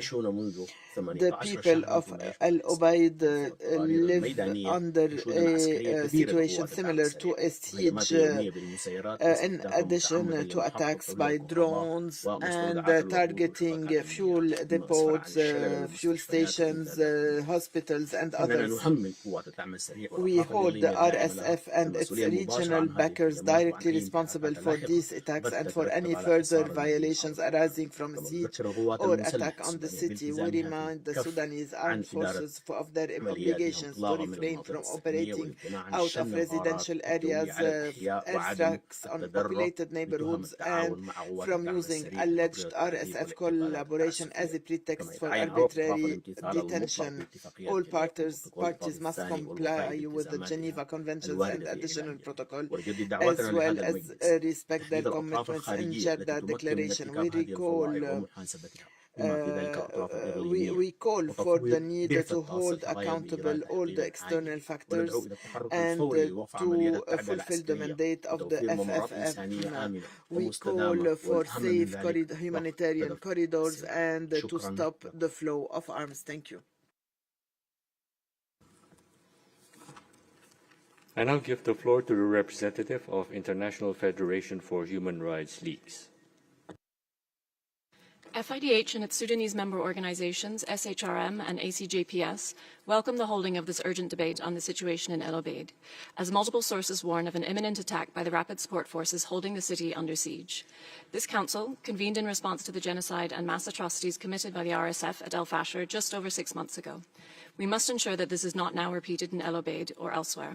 We therefore call on the Council and Member States to urgently take all measures at their disposal, beyond mere statements of concern, to prevent such atrocities and break the endless cycle of violence in Sudan. Such actions include publicly condemning the role of allied states and external actors fueling both sides of the conflict, including the UAE, among others. As a concrete step, the Security Council arms embargo must also be extended to cover the whole of Sudan.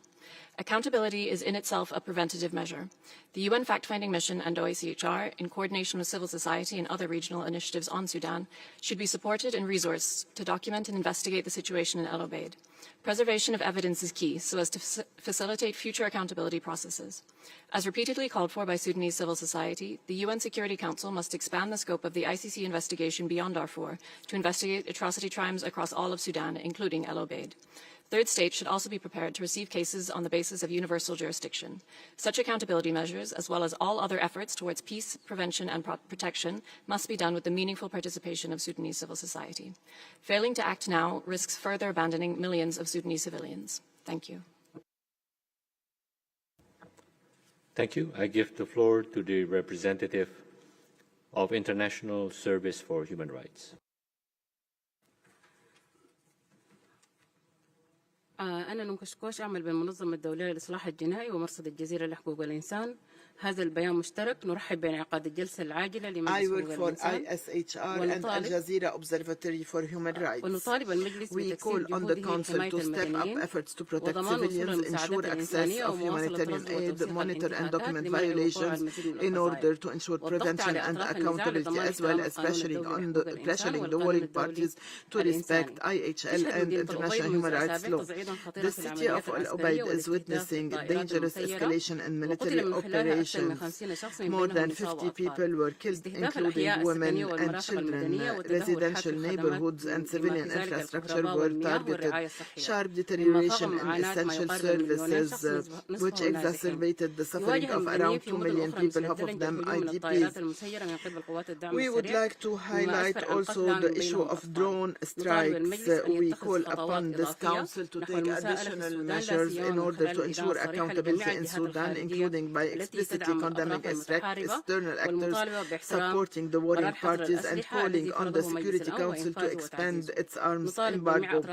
We call upon all warring parties to resort to IHL and to immediately cease fire and to stop targeting civilian and civilian infrastructure, including women and children, and to achieve a humanitarian truce so that humanitarian assistance is done in a safe and unhindered manner. Thank you. Thank you. I give the floor to distinguished representative of World Organization Against Torture. Monsieur le Président, le MCT et AOFI sont profondément alarmés par le risque imminent d'atrocités de masse à al-Obeid dans l'état de Kordofan du Nord. Il ne s'agit pas d'un risque théorique, mais bien d'un schéma déjà observé. À El-Fasher, le siège, les bombardements et l'effondrement de la protection des civils ont été suivis d'atrocités que la mission internationale indépendante d'établissement des faits des Nations Unies a estimé présenter des risques d'un génocide. Aujourd'hui, cette même dynamique se reproduit à El-Obeid.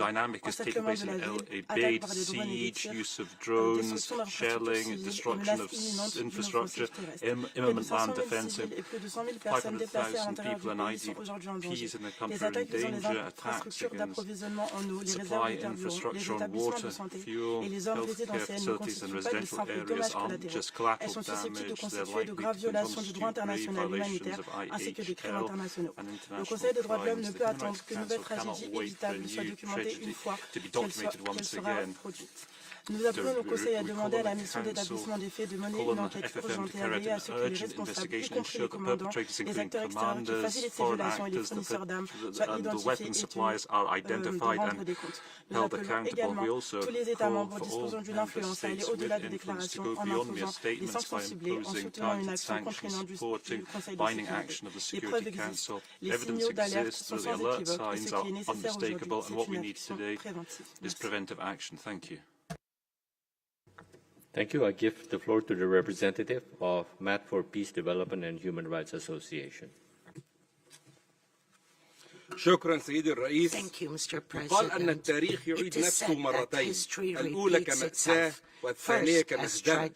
لذلك فإن لم ندرس ما حدث بالأمس في الفاشر والجنينة ودارفور وغيرها من المدن السودانية التي سيطرت عليها ميليشيات الدعم السريع فإننا لن نتعلم أي شيء في الغد، وسيكون مصير مدينة الأبيض مثل باقي المدن السودانية. سيد الرئيس، إن 500,000 مدني يعيشون في مدينة الأبيض مهددين بالقتل والعنف والنزوح وانعدام الأمن الغذائي. لماذا؟ نتيجة ميليشيات الدعم السريع والتحركات العسكرية لها. ميليشيات الدعم السريع التي أنشأتها جماعة الإسلام السياسي سابقا والمدعومة الآن من دولة الإمارات العربية المتحدة، إذا سيطرت هذه الميليشيات على المدينة فستكون الجرائم والانتهاكات أكثر بكثير ولا يمكن حصرها، ولنا في الفاشر عبرة وعظة. لذلك نطالب سيد الرئيس بالضغط على ميليشيات الدعم السريع والدولة الداعمة لها لوقف الحشد العسكري على حدود مدينة الأبيض، كما تدعو مؤسسة كل الدول الأعضاء في المجلس والدول المراقبة للضغط للوصول إلى وقف إطلاق نار دائم ونهائي في السودان والعودة إلى بنود إعلان جدة كصيغة مقبولة وأساس لأي مفاوضات مستقبلية لوقف إطلاق النار. شكرا سيد الرئيس. As an acceptable formula and a basis for future negotiation of a ceasefire. Thank you. Thank you. I give the floor to the representative of Plan International, Inc. Plan International welcomes the convening of this urgent debate. We are deeply alarmed by the rapidly deteriorating situation in and around al-Obeid, where more than 500,000 civilians, including over 100,000 IDPs, face an imminent threat of large-scale hostilities. The warning signs are unmistakable. The international community cannot allow al-Obeid to become another al-Fashir. Children will bear the heaviest burden of any escalation, where girls face some of its most devastating and lasting consequences.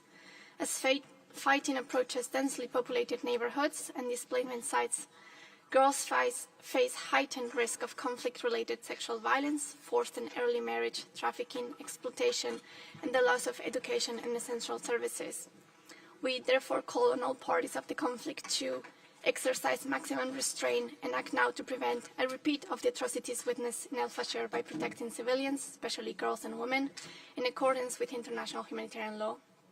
Adopt zero tolerance for conflict-related sexual violence, ensuring that rape and other forms of sexual and physical violence are never used as weapons of war, and that all parties take effective measures to prevent and redress such crimes. Stop the traumatization of children by ending attacks on schools and populated areas, refraining from the use of explosive weapons with wide areas, effects, and ending the recruitment of and use of children. Guarantee safe, rapid, and unhindered humanitarian access and safe passage for civilians wishing to flee, particularly as the rainy season threatens to turn displacement into an even greater humanitarian catastrophe. We also ask for the protection of aid workers delivering humanitarian assistance on the ground. Protect critical civilian infrastructure, including hospitals, schools, water, and electricity systems, and ensure uninterrupted access to food, nutrition, health, and protection services. Thank you. Thank you. I give the floor to the representative of Rencontre Africaine pour la Défense des Droits de l'Homme. Monsieur le Président, nos organisations remercient les États membres et la société civile qui ont soutenu ce débat urgent sur le Soudan afin de prévenir tout risque de génocide à al-Obeid 23 ans après le Darfour. L'escalade militaire marquée par l'usage de drones dans le corps d'enfants ainsi que le siège de la région dans les affrontements entre l'armée soudanaise et les factions dissidentes du FSR continue de provoquer un désastre humanitaire sans précédent. Tous les signes avant-coureurs d'un génocide silencieux sont réunis. Si nous n'agissons pas dès maintenant, le scénario d'al-Fashir pourrait se reproduire. Nos organisations dénoncent avec force l'instrumentalisation des acteurs politiques, de la société civile et de la diaspora soudanaise par des forces d'ingérence et des factions belligérantes. Nos organisations condamnent avec la plus grande fermeté les violations massives et graves des droits humains perpétrées par les FSR et par les forces armées soudanaises. Toutes les parties au conflit doivent se conformer à leurs obligations au titre du droit international humanitaire et du droit international des droits de l'homme. En conclusion, nos organisations soutiennent les efforts de médiation du quintet en vue de parvenir à une trêve humanitaire suivie d'un cessez-le-feu permanent afin d'instaurer un dialogue inclusif menant à une transition civile pour une paix durable. Enfin, nos organisations s'opposent à toute initiative unilatérale visant à la partition du Soudan. Je vous remercie de votre attention. Thank you. This was the last speaker that we could accommodate in this meeting, and this brings us to the end of the urgent debate. Excellencies, distinguished representatives, colleagues, this brings us also to the end of our meeting. We will hold our next meeting in the afternoon at 3 p.m. to continue the interactive dialogue on the oral presentation by the High Commissioner of the findings of the OHCHR periodic report on the human rights situation in Ukraine and on the interim report by the Secretary General on the human rights situation in the temporarily occupied territories of Ukraine, including the Autonomous Republic of Crimea and the city of Sevastopol, to be followed by the interactive dialogue on OHCHR report on enhancing the technical assistance provided to the government of South Sudan. Now, colleagues, I'm going to, before closing the meeting, to announce that there will be a statement by one of our colleagues, so please stay for a while. And let me close this meeting. And I hereby close the 29th meeting of the 62nd session of the Human Rights Council. Now, I understand that the delegation of Argentina has an announcement to make, and I give the floor to the distinguished representative of Argentina. Muchas gracias, señor presidente. Muchas gracias a la Secretaría, a los técnicos y a los intérpretes por este espacio. Hay hombres cuya partida deja un vacío y hay hombres cuya partida nos deja una responsabilidad. Hoy despedimos a Gustavo Gallón, pero en realidad las palabras despedida o adiós parecen demasiado pequeñas para describir lo que sentimos. Porque hay personas cuya vida no termina el día en que dejan este mundo. Continúan viviendo allí donde sembraron dignidad, donde enseñaron con el ejemplo y donde hicieron del servicio a los demás una forma de honrar la propia existencia. Gustavo era un jurista excepcional, un diplomático brillante, un defensor incansable de los derechos humanos. Su trayectoria habla por sí sola y ocupará con justicia un lugar en la historia de Colombia y en la historia de esta comunidad internacional. Pero quienes tuvimos el privilegio de conocerlo sabemos que esos méritos, siendo inmensos, no alcanzan para explicar quién era. Porque Gustavo poseía una virtud mucho más escasa, era profundamente humano. En un mundo donde tantas veces se levanta la voz para imponerse, él hablaba para comprender. En un tiempo en que las diferencias parecen empujarnos a levantar muros, él construía puentes. En un ambiente donde la urgencia suele desplazar a la reflexión, Gustavo encontraba siempre el tiempo para escuchar, para preguntar, para interesarse sinceramente por la vida del otro. Nunca buscó ser el centro de una conversación. Sin embargo, cuando hablaba, todos escuchábamos. No porque levantara la voz, sino porque la autoridad moral no necesita hacerlo. La serenidad era una de sus mayores fortalezas. Jamás confundió la firmeza con la dureza. Nunca creyó que la cortesía debilitara las convicciones. Al contrario, comprendía que el respeto es la forma más elevada de defender un principio. Y quizás sea esa una de las enseñanzas más importantes que nos deja. Los derechos humanos no son solamente tratados, resoluciones o discursos. Son, antes que nada, la manera en que tratamos a quien tenemos delante. Gustavo lo sabía y por eso defendía los grandes principios con la misma naturalidad con la que ejercía las pequeñas bondades de todos los días.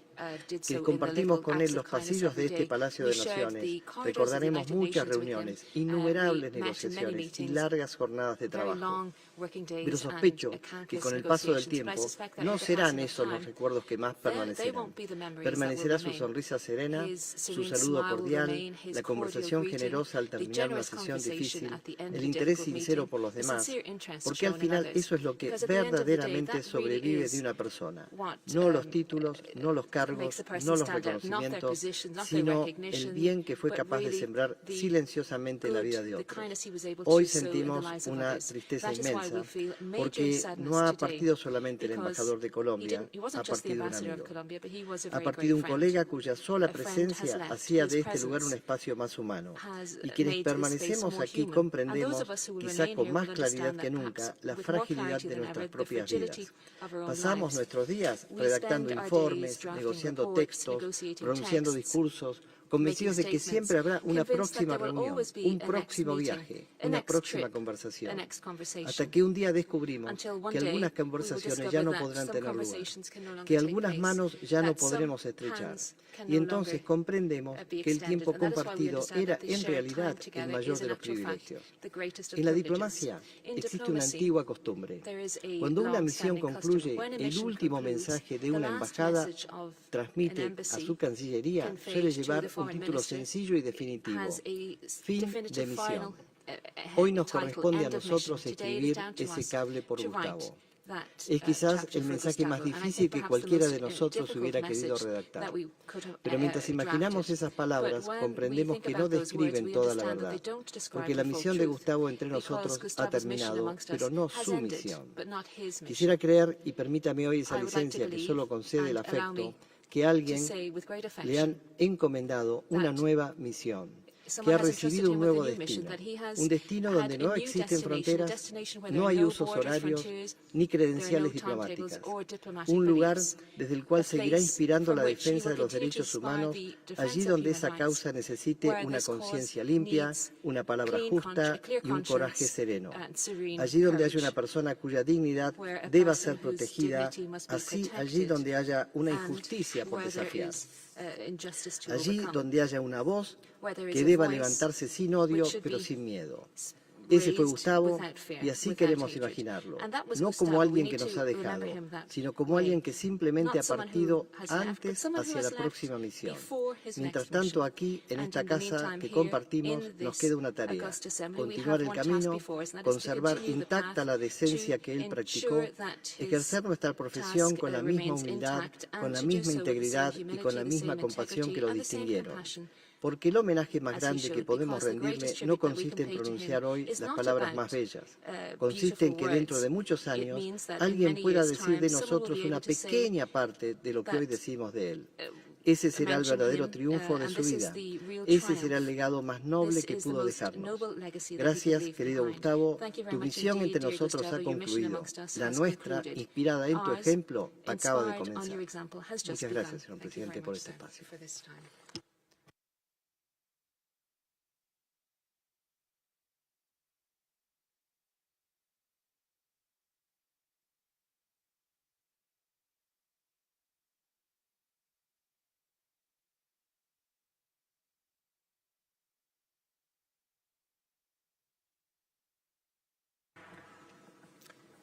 Thank you, Ambassador. I myself fully share the sentiments you have conveyed, and I'm sure many, if not all, in this room also have the same sentiments as the applause had emphasized. Thank you very much. The meeting is adjourned.